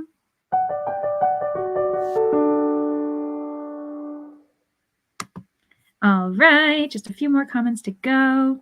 I made lunch for my son and started the Borders, and now I need more coffee. Yep, always have to have it on hand. Although I only do 3 a day. I should slow down. That's true. Maybe like hold off. I don't know how big of a fan you are of like decaf, or you could always switch to like an herbal tea so you still feel like you're drinking something warm without adding to your like caffeine content for the day. But I am so tired. No, it is one of those cool rainy days when all you want to do is sleep. Yeah, that's the issue, especially when we get into fall. We're getting a bit cooler weather, a bit more kind of cloudy, overcast, and you do feel a bit more lethargic sometimes, especially because we've been used to having so much sun. Like our bodies are expecting to have a certain amount of sunlight, and so it messes with us. Unfortunately, I have to read it in the next week. The library is calling and there's a wait list. That it's so frustrating, and I get it. I guess that's exciting because that means it's like popular, someone else is interested. So hopefully like it doesn't end up being something that you don't like. The only thing I hate about wait lists, and you all can let me know your thoughts on it, it can be motivating, but it also can almost be like the opposite, where suddenly you know that someone's waiting on it, you don't feel motivated to read it, or you feel like you're reading it too quickly, so you're being a bit more critical and you're wanting it to be fast paced. And if the novel is designed to be slow burn, you kind of judge it in the wrong light, and it's so I've got mixed feelings about knowing that we have a deadline to like send a book back or not. Wait, I said I'm probably not gonna start. Oh, sorry. Sorry to get your hopes up. No. That's fine. I read what I wanted to read in your comments. I was like, I want you to read it, so I'm gonna tell myself that that's what you said you're gonna do. So don't worry about it. I love when gods are in books. Black Tongue Thief has that. That sounds really interesting. I'm wondering, and I'm also wondering, like, Black Tongue Thief, did this thief anger a god? Maybe, I don't know. It's giving me like a bit darker vibes of like the Little Thieves series and how like that main character angered a god, and that just sparked everything. I looked them up. They both look fun, but I also vote Black Tongue. Yeah, interesting. Okay, well, Danny, you can either listen to the masses or go your own route. Yeah, Manhunt is a Tor book. Haha, I knew it. I thought so. I was like, I hope I'm not applying this to the wrong publisher. Black Tongue Thief it is. Yes. I'm excited for it, as it is supposed to mix fantasy and horror. Perfect. I have it on audio, so that means I can do other things while reading. Yeah, that's cool. I think horror as an audiobook is really fun, and that's something I want to do more of, because I feel like the jump scares and the suspense would just be ever heightened. But I really haven't. I've only ever listened to like one horror audiobook before. Well, actually, maybe a couple, but middle grade, and I don't kind of deem them in the same fashion. Conversion camp horror is too horrific for me. Yeah. I saw Chuck Tingle book on my feed. Yeah, no, it honestly, it totally is like something to be aware of. I think that especially Manhunt, for those who might be going through it, especially those people who are transitioning, who are trans people, I feel like it would be a harder read for them, especially because the author doesn't hold back about the issues and the discrimination and like the harm that like that community feels. So it is like be aware of like the point of that book being especially for social commentary, and not necessarily like it's meant to be as enjoyable as some campy horrors are. I don't know how else to explain it. Through Boys Beasts in my car. Very nice. Yes, I love seeing people trading recommendations. That's awesome. Sam J. Miller is one of my fave queer authors. He sometimes writes his Jewish heritage in his book too. Oh, that is cool. No, I love that. That's awesome. I'm excited to check him out. Is Camp Damascus? Oh, the Tingle book you're talking about. Yeah, okay. I should have made that connection. I have not I've not read it. I don't read the backs of books, so I have no idea if that was the premise. Yeah. Yeah, I have, but have not read it. That reminds me, I have books on hold at the library, and I need to check and see if they are there yet. My October TBR, yes. I actually, at one point, I had, I think, like 12 to 16 physical library books out, not even talking about Hoopla, not even talking about Libby. And I was like, Leandra, what are you doing? Like, this is exciting, but it's also too overwhelming. So I had to kind of cut back, and now I have just a couple left that I do feel would be like right for October reading. So that's why I've kept them and being like, okay, like let's not overwhelm myself with like all of the possibilities. Yeah, Camp Damascus and the author of Manhunt also has a similar book out next year. Oh, I didn't even realize that. So Felker Martin has another book coming out. Okay, I might have to keep that in mind so I can continue supporting that author because, yeah, I think that's important. All right, we're at the end of the comments. Lovely. I will set us for another 45 because that's just what I have this. I also have, if we ever want a longer one, I can always switch from my kind of created timer to like a Pomodoro Kitty or something. So just let me know. We'll do 45 for this time. But after that, if we'd rather do longer sprints or mix it up, I'm totally fine. So yeah, just let me know. Happy reading.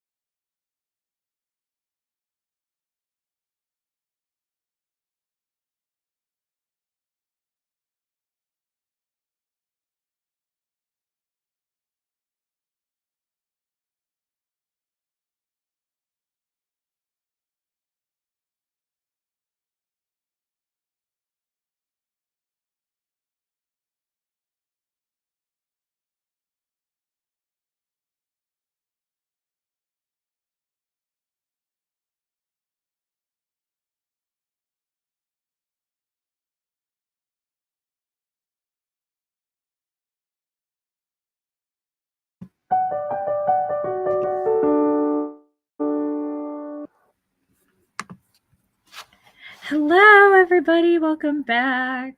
I hope that we had a successful 45 minutes there. At this point, too, because I just used my graphic, we can certainly switch up and do like an hour-long sprint next time. I'll give you all time to think about it as we go forward. But how is everyone sprinting? You can see I'm dressed in like a very old jacket from my high school days, and it's still working just fine. It was a beautiful day. It was a bit windy, but in like a very nice cool weather. For those who use Fahrenheit, it's like mid 50s out where I live. And so for me, that's perfect walking weather. I was able to listen to my audiobook, and I'm not actually listening to Fear for Miss Bettany, as you know.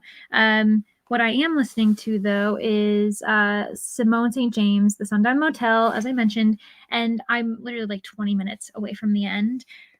It is chaos. Like, it is just, it's a wild ride. If Danny's in the comments, she knows because I told her that we have so much to address. And what's so funny is that it's been such a roller coaster. We entered the novel expecting one thing because it does include a bit of supernatural activity. There are ghosts at this motel. It's very eerie. So we were thinking, oh, this is a perfect kind of supernatural read with a bit of thriller elements, a dual timeline between the 80s and modern day, an aunt who goes missing in the 80s. Her niece in the modern day timeline is looking for her to figure out what happened to her. So like it was set up to be really fascinating. And then it went off the rails. And I mean, I'm really enjoying having Danny to talk about this and us just nitpicking the ridiculousness about like character development, and I'm imagining there's going to be certain plot holes that I'm going to have to accept. But yeah, I'm in the same vein as Bree and Brittany of just having like some kind of weird reads that are definitely not my cup of tea at the moment. But I wouldn't change it for the world because I'm having fun talking about it. And that's why buddy reads are the best, because even if it's a bad book, you have fun talking about how bad it is. With that said, Danny has read another book by the same author, really enjoyed it. I'm still going to read the one I have on my shelf because I'm interested to see the spectrum of this author's kind of canon, because I feel like maybe this is an outlier, like a weird book, but we shall see how it goes. I did go for my walk, as I said, and it was lovely. So ready to go. Finished the 4th novella, and now on to the 5th and final one. Nice. Less than 75 pages. Awesome. That is so great. Hopefully you won't be too disturbed by your brother trying to like take care of him while also reading. I finished Askwatch. Wow. Oh my gosh, so quick. Very funny. I was entertained. Lost points for parts in the last third where the author flipped the two characters' names accidentally and it got confusing. No, that's when you'd wish that there'd be like good beta readers or editors who could just quickly fix that. Like, how could people have not noticed that was happening? I understand if like the author themselves kind of you just get involved in the manuscript so much that you don't really notice. Sometimes you've read it a million times, you don't notice the changes, but that's why it's good to have fresh eyes for someone to catch those, because I hate when that happens. It always spoils it, takes you out as you're trying to figure out like, wait, this doesn't match the character, it matches them more, and then you realize that there's like a huge accident that has just kind of taken you out of the book. But I'm glad that you found it very funny. Hello, Maggie, welcome. I'm reading something for my dissertation. Oh, very nice. This is actually really fascinating. Oh, that's great. I know that you've been like slowly chipping away at that dissertation. I hope it's going well. I know last time I think you had a specific reading you needed that you didn't have with you, which was really frustrating. So I'm glad it's going smoothly at this point and you're enjoying yourself. There were some other technical errors, such as missing quotes and indentation, which is unfortunate, but overall fun. Yeah, as long as you can separate it and it doesn't affect your reading experience of like comprehension. I know that the name switches, that obviously affects comprehension, which would be difficult, but I can kind of get past like issues with like maybe typos or like grammatical punctuation errors that just happen when you're writing. It just depends on how much. Like there's like a certain threshold where it's like, okay, now I'm just looking for these errors. But I'm glad that it was still super fun, and it's just such a great name. I got to 44% in Ararat. I'm not sure if I'm saying that right, which is for a secret vlog. So I'm keeping my opinions to myself. Very nice. I'm imagining that you are re-picking this up because if you got through 44% in general, then that is a quick read. That is amazing. Even with audiobook, that would be a crazy chunk to get through in one go. So I'm imagining that you're kind of like, you're chipping away, but you wanted to get done with your 1-star read first. So I'm glad that you've been able to just refresh yourself and read something else. I'm sure it's completely different from what I'm assuming the title is kind of suggesting.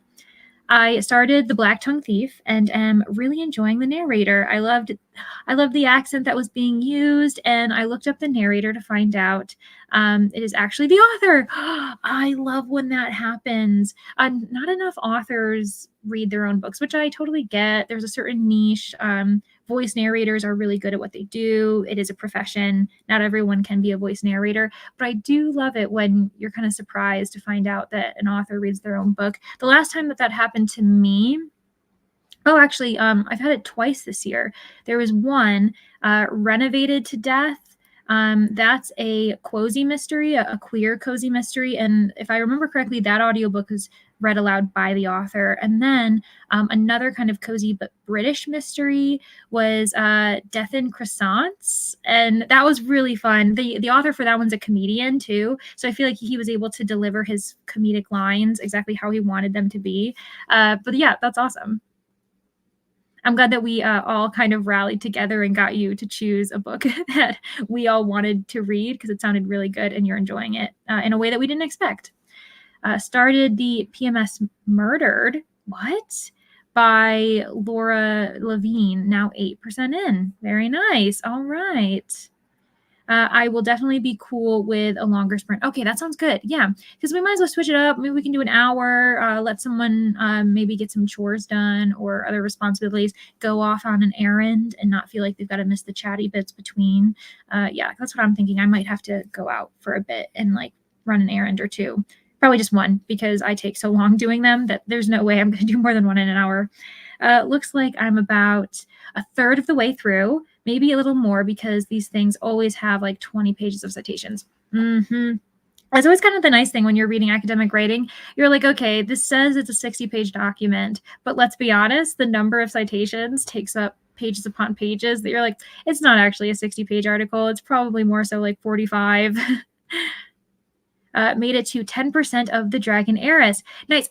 And also, is that 10% of the audiobook that's 2 books or 10% of just the first half? Do you know what I mean? Like, are you actually, like, does it say you're at 5%, but you know that you're at 10 because honestly, I'm still so perplexed at the fact that it's 2 books in one. So yeah, Brittany, like, are you, I don't know, 10% of the book or 10% between the 2 books?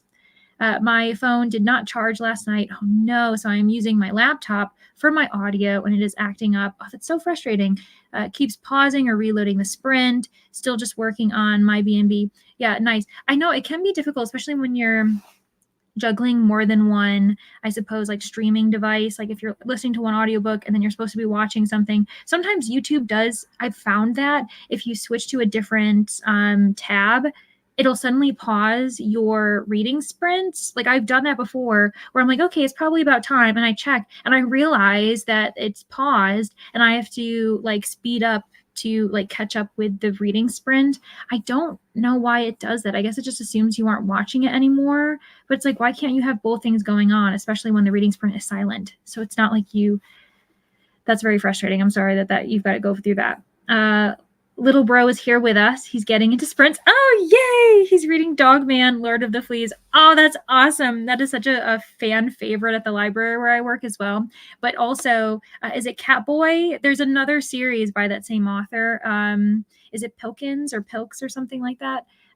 A lot of our younger patrons adore all those series. And as soon as they finish with Dogman, we're like, okay, are you potentially a cat person as well? Would you be willing to do this or vice versa? So yeah, we are here for it.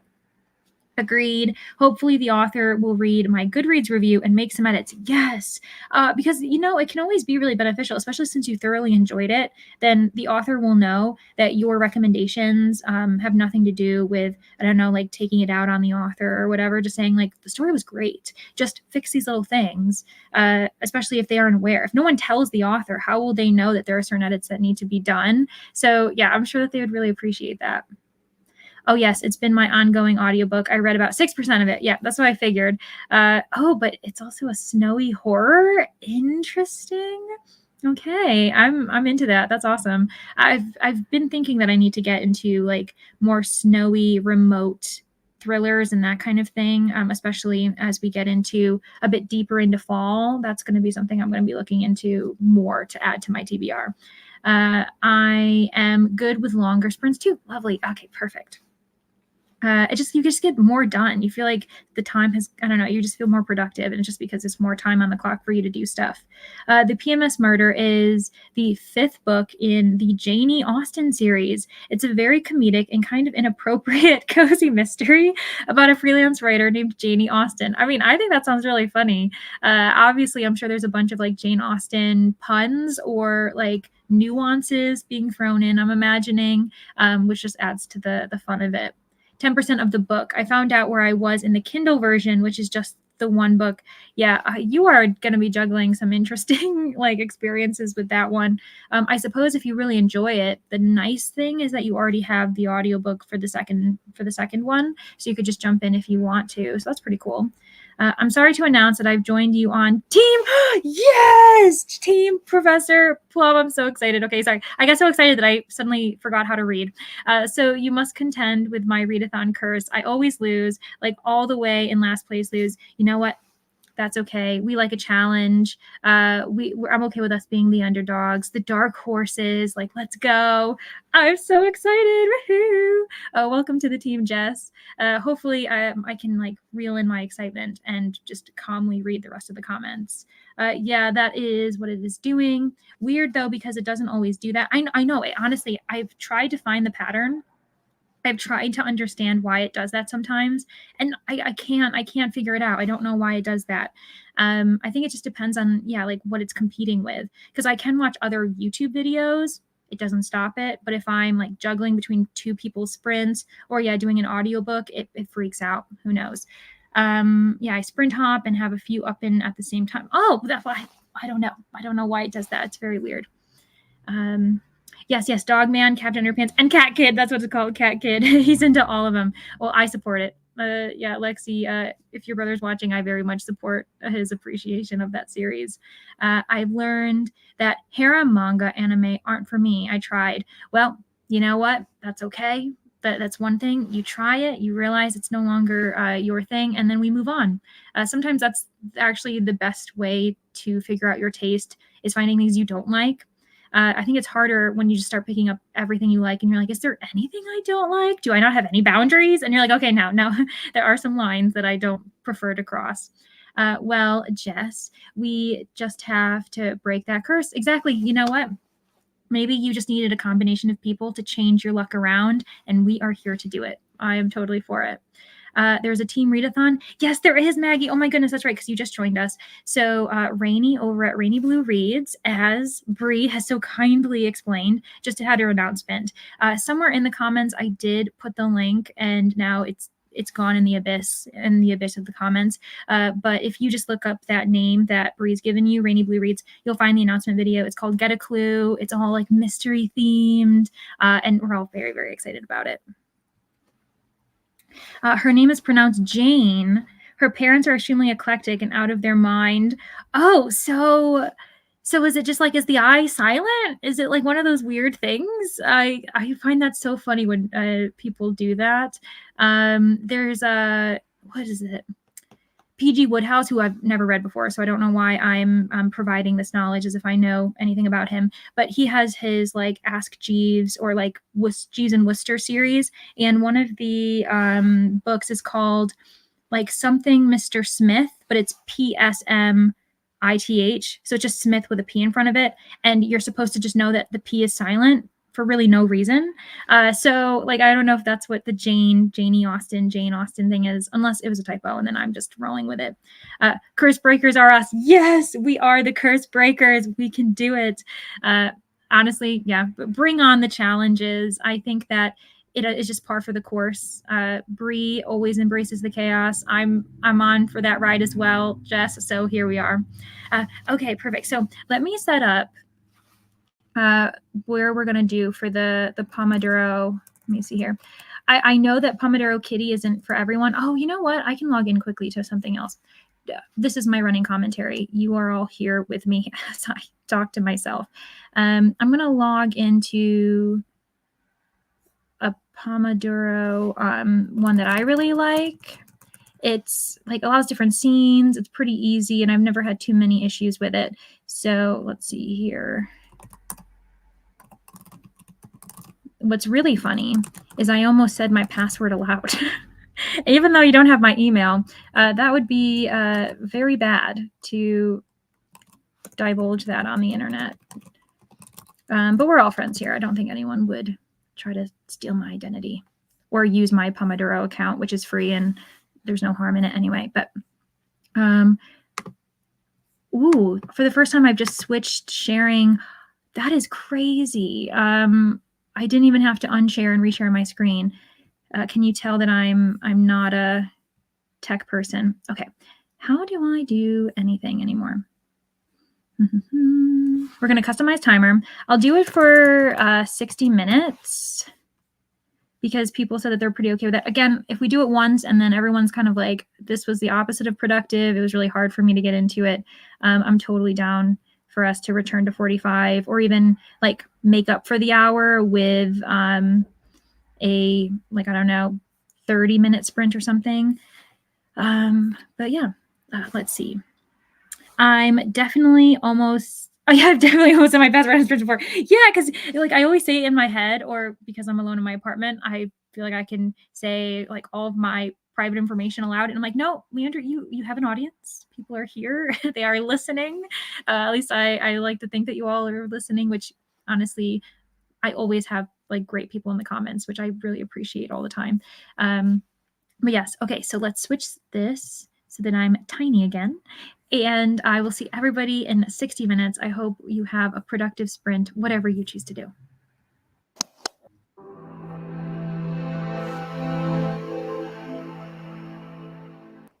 Sorry.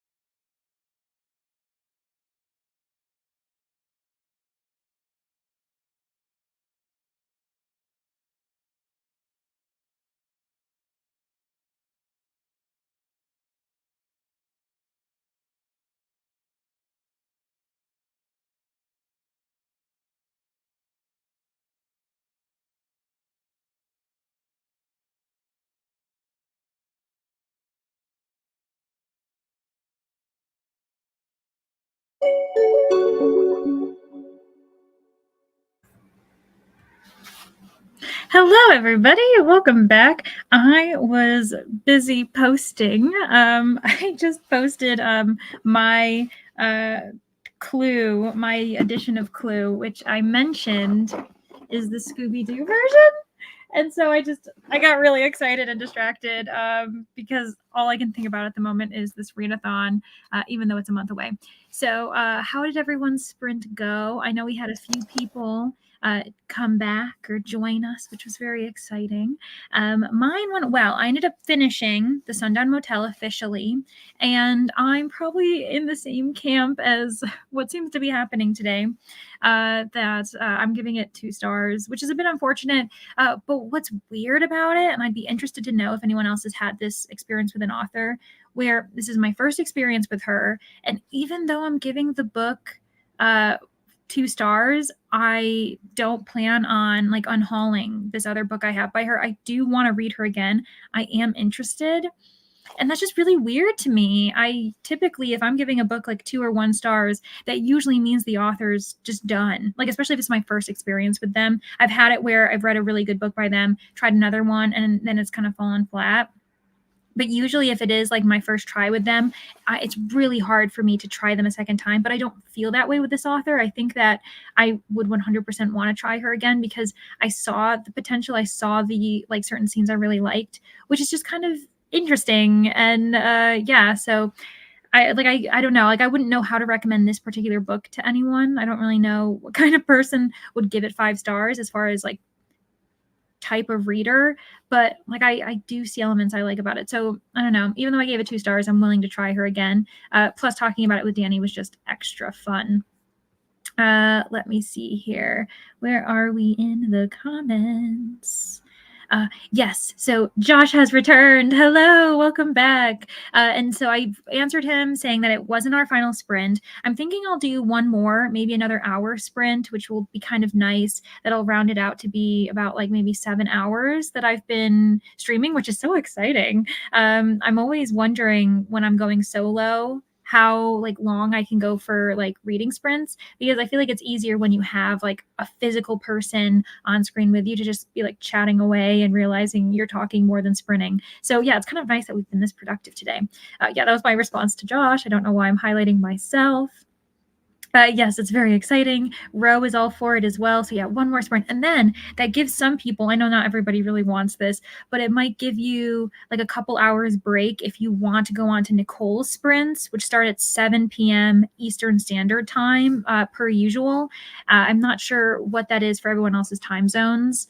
I think it's like 9 a.m. for her in Australia, and then Europe's in between there. It's probably in the middle of the night. So also, Josh, how are you awake? How are you still here? Thank you for staying, but I'm sure it's close to time for you to kind of head out to bed at some point. Yes, Scooby-Doo's my childhood too. So nostalgic. I actually have been thinking about this month kind of rewatching a few films, specifically like Zombie Island I haven't seen in a long time, maybe a few that I'm not familiar with. I wish that the TV shows were more accessible, like the ones that are originally from the 1970s, because those were ones I remember as reruns as a kid. And obviously there's like a bunch of new ones like What's New, Scooby-Doo, and all of that. And those are really fun too. I don't have anything super negative to say about a lot of the TV episodes. They're just fun. They're nostalgic. They're really kind of cliche in their archetypes, but they're like self-aware of it, which I guess I'm fine with. Another one, someone mentioned at the library, a family borrowed Scooby-Doo and like the Ghoul School, which is another classic. If anyone remembers that one, that is one that I adored, and I definitely need to make sure I watch within the month because I'm totally for it. I got about 15% and started a painting. Very nice. Also, Danny, how is your Inktober going? We haven't really talked about it. I unfortunately just haven't even tried or attempted to participate in Inktober, but I'm interested to know if you ended up going for it and are kind of participating in your own way. Made it to 18%. Very nice. I hope you're enjoying it, even though that was like a rocky start as far as formatting goes. But yeah, I mean, it seemed like it was really cool. Like the Dragon Heiress, that's a really cool title. So yeah, I hope you're liking it. Got to 20%. Very nice. And that's PMS Murders, if I remember correctly. grabbed my laundry. Very nice. That reminds me, I have to do laundry. Oh no, I've been productive, but maybe not in the right ways today. Signed up for the readathon. Woohoo! And finally got into the Grove after I sat down from the laundry. Very nice. I'm about 64% of the way through, 2 chapters left for this reading. Very nice. Maggie, which team did you end up choosing? If you didn't choose purple, it's totally fine. But this is a space you can represent any team and like find teammates, find friends. So no worries. Even though I'm Professor Plum and I will be Professor Plum to the end of my days, I understand that you don't have to choose Team Purple to like, I don't know, have fun with it. Got to 65%. Very nice. I hope you're enjoying it as well, especially because with the secret vlog, it would be kind of disappointing if, secret or not, 2 vlogs in a row, you're not really having fun. I know sometimes that's the trouble with like planning content. I'm always a bit hesitant when I try to choose like certain themed vlogs because I'm like, we're going to see if I enjoy it or not. And so hopefully this one's better than the one that you will be sharing next weekend. Yes, I definitely feel like there is an audience for the Sundown Motel. Yeah, but unfortunately, to describe that, I feel like it gives some of the book away. Yeah, this is it's just a hard book to describe. Pretty much, it's like a weird genre blend between supernatural and true crime thriller, I suppose. Dual timelines, some social commentary on the justice system as far as crimes against women. I suppose we could talk about that. And yeah, like especially with cold cases, the longer they stay cold, the harder it is to find anything. And just like how the criminal justice system has changed, but also sadly stayed the same in some aspects. So there are really important themes discussed in it.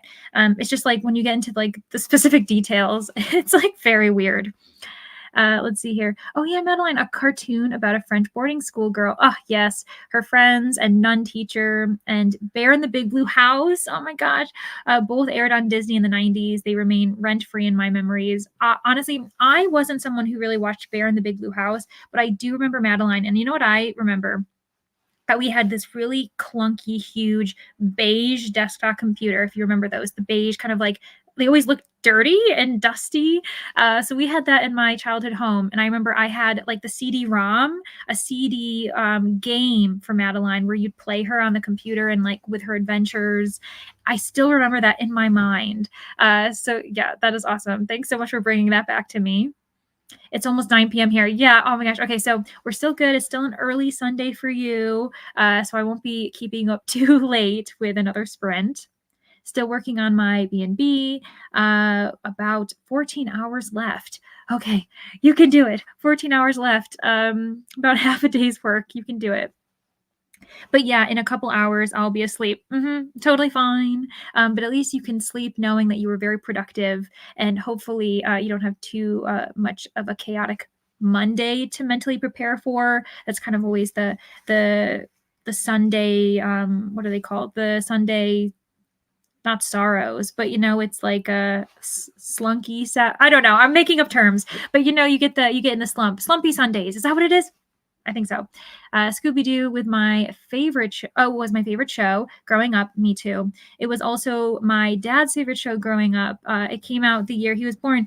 Yeah. And there's this really interesting, like, kind of documentary on the origin of Scooby-Doo and the characters, like, in other shows that inspired the cartoon and like its themes. It's really interesting. The fact that it actually is like an early example of like capitalism being like brought to justice, like as far as like those who are in like, I don't know, the upper areas of society financially and like trying to take advantage of things. Like that's like a traditional trope within the Scooby-Doo canon, which is really interesting to think about. Yeah, I love it. Oh, I love that school. Yeah, of those monsters. It was so cute. Yes, so cute. It's been revealed. Maggie is on Team Purple. Yes, Team Professor Plum. I fully support this. It wouldn't have mattered. My reaction would have been positive anyway, even if you chose someone else's team. But I'm very happy that you're on mine. I've been cleaning up a bit and hauling plants inside for the winter. That also reminds me that we actually did have a very positive reading experience by Coda, and that was Askwatch. So if anything, the takeaway here is that is the book we should all bookmark and keep an eye on. because that's the one that seems to be finished. That was the most positive reading experience out of everybody's. But yeah, nice. Smart to kind of be doing some cleaning, especially with fall coming in. There is that changing of the season of preparing for winter a bit. So yeah, very nice. I haven't had time to participate. Drawing definitely takes me a hot minute. Yeah. Especially if you're kind of like sketching a little bit, having something in mind, and then, doing the full on detail. I tend to free draw, which is not something I recommend to anybody because whatever happens, happens. So yeah, that makes sense that it's a bit time consuming if you do it right. My goal is to complete at least a couple complete pieces for Inktober. I've loved looking at everyone's stuff though. Yeah, I know it is really fun. Sunday scaries. That's what it is. The Sunday scaries. Yeah, I was just like, I know it's alliteration. So I started trying to think of S words, and we went from sorrow to slump to slunk, whatever that is. Disappeared for a bit. Totally fine, Lexi. Have about 40 pages left in Assassin's Blade, but my iPad is almost dead. Oh no, that is so frustrating because then you either have to just go with it, and if it dies, it dies, or reposition yourself sometimes in a very weird place, like depending on where your plugs are and where your sitting arrangements are. I've had to kind of plug something in and then angle myself in an odd way to make sure that my device is charged while I'm like uncomfortably trying to read something. Might take a nap in this sprint so I can pack for my trip this afternoon. Lovely. We definitely support that. That sounds great. Yeah, especially if you already kind of are like mentally, physically, emotionally preparing for a trip. I feel like a nap is the perfect thing. And then you'll pack after that, which I think you need a nap prior to packing because that's its own. That's like half the battle with going on a trip is like packing appropriately. I'm an overpacker.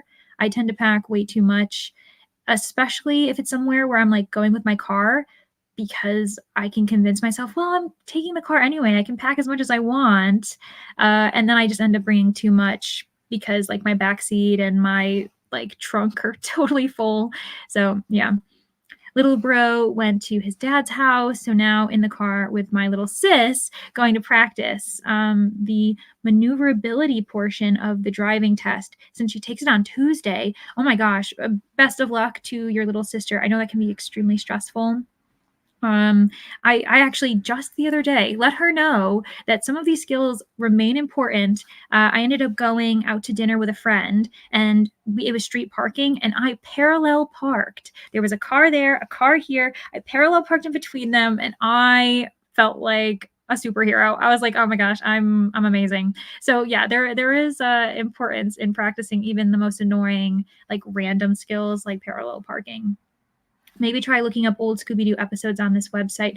Oh, well, you know what? I have intended on like finding if there's different ways to do it. And I'm not averse to buying them just because they are very nostalgic and cozy, and I could totally see myself just rewatching them for whatever. But yeah, the free sites are where I'm thinking for sure. Oh my gosh. Okay, so this is the moment where we all get really jealous of Brie because she's going to Fiji.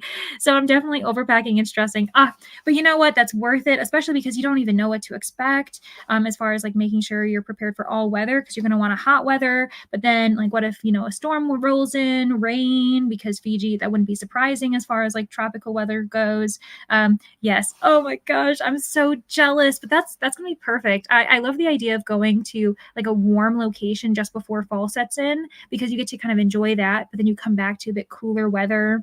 And yeah, this is the perfect time to do it. So I hope you have so much fun, especially if it's your first time. I've never been to Fiji, but I can imagine it being a vacation spot that people return to. So if you end up liking it, you'll be like, well, I know where I'm going next time.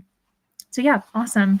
I will do another hour. Does that sound good to everyone? Or were you thinking that 45? This will be the last sprint. I'll make sure to add that as a banner too, in case anyone kind of pops in while we're kind of hanging out.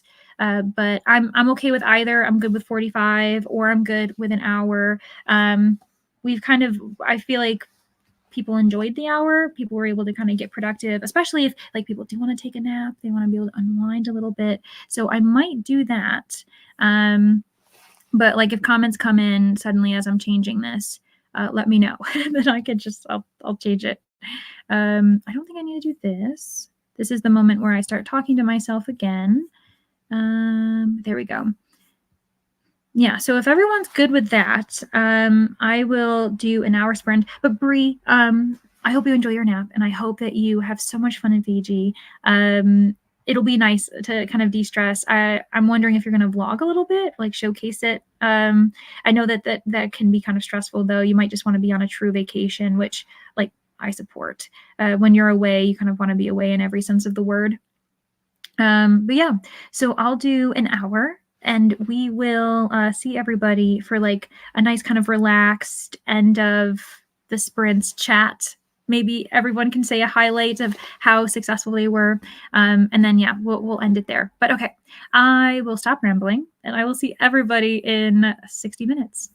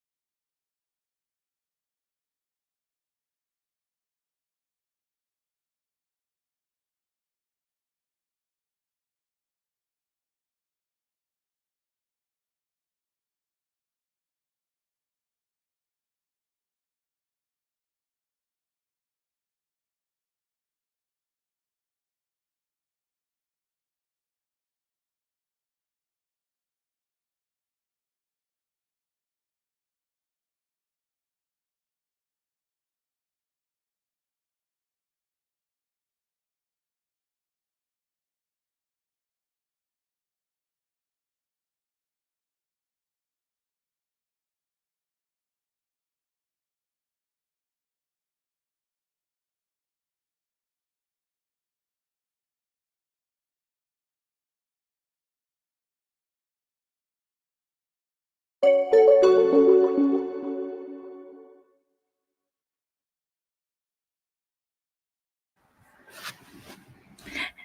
everybody. Welcome back. I hope your final sprint was a success in whatever form it ended up coming into. For me, I kind of puttered around. I ended up getting a little bit distracted by Discord, just answering various people's responses and things. I ended up starting actually a Toilet Bound Hanako-kun, but I literally only got a few pages in, and then I realized that I might actually have a very fun vlog planned, or just like a video where I read all three of these. I went and grabbed them. So Kakurio, Bed and Breakfast for Spirits, Given as well, and then Toilet Bound Hanako-kun. I was like, maybe I could do a video, very quick, very relaxed, where I just try all three of these and kind of give my thoughts about the beginning of each manga series. So I kind of stopped, and I was like, wait a second, Leandra. So I stopped there, and then I ended up kind of wondering what I should do, because I have the audiobook for Eclipse the Moon by Jesse Mahalik as well, which is a space opera series I really want to get back to. But I decided, like Leandra, no, let's return to a book that you've been reading for a really long time, that you've been slowly getting through, because it's just kind of that slow Sunday feels, and I'm in the mood for it. So I actually finally read the book that I have under my name today, Fear for Miss Bettany, and I'm just slowly getting through it, and I am enjoying it a lot. But it's just for some reason like a really slow read for me, and sometimes that's the way it is. Not all of our reads can be this very quick paced kind of thing. I think we just need a balance of both. Brittany made it to 32%. Very nice. I hope you're liking it, and that the audiobook is enjoyable and there's no other weird surprises going on for you there. Ro says, thanks for the sprints. You're very welcome. Thanks for being here, Ro. Thank you, everyone who has been here periodically, who's been here just at the end, or here the entire 7 hours. I really do appreciate it. You all make it really fun and make me comfortable doing it. I feel like if you weren't talking with me and responding and asking me questions, or talking about your life and your days, it would be a lot harder for me to do this and feel comfortable doing it. So I really do appreciate it. And yes, a manga series video would be really nice, right? And I've never done it before, so just would be very fun, new content for me. And I can get more recommendations in the comments. Obviously, Ro, you're going to be there giving everybody recommendations, which is lovely. And yeah, maybe just interacting with people who can help me get into the genre even more, because it is a slow process, but I want to do it. Coda, yeah, thanks for the sprints. Thank you for being here. I really appreciate it. You're another one who's been here for the entire time, which I really appreciate. I hope that you all found them very helpful in whatever way you needed them to be, whether it was just getting some tasks done, having company on this Sunday, because sometimes that's just kind of what we want, but we want it to be a bit passive company, we don't want to party, but we still want someone to chat with about what we're reading. So yeah, whatever you end up getting out of it, I really hope that it was worth it. Christina is at 55% of it and still stitching. You can do it. Keep going. And I'm sure I'll see a lot of you on Nicole's sprint in a few hours as well. So this isn't really goodbye. It's going to be I'll see you in a few hours after we have a break. You're very welcome. Thanks for being here. I made it to page 170 in Crooked Kingdom. Oh my goodness, that is amazing. And yes, you're totally welcome. Thanks for being here. I really I want to try to sprint more often when I can. And so we'll see if I can make a normal schedule for it. But I think Sundays are the nicest days to do it, to just kind of relax. So yeah, thanks everyone for being here.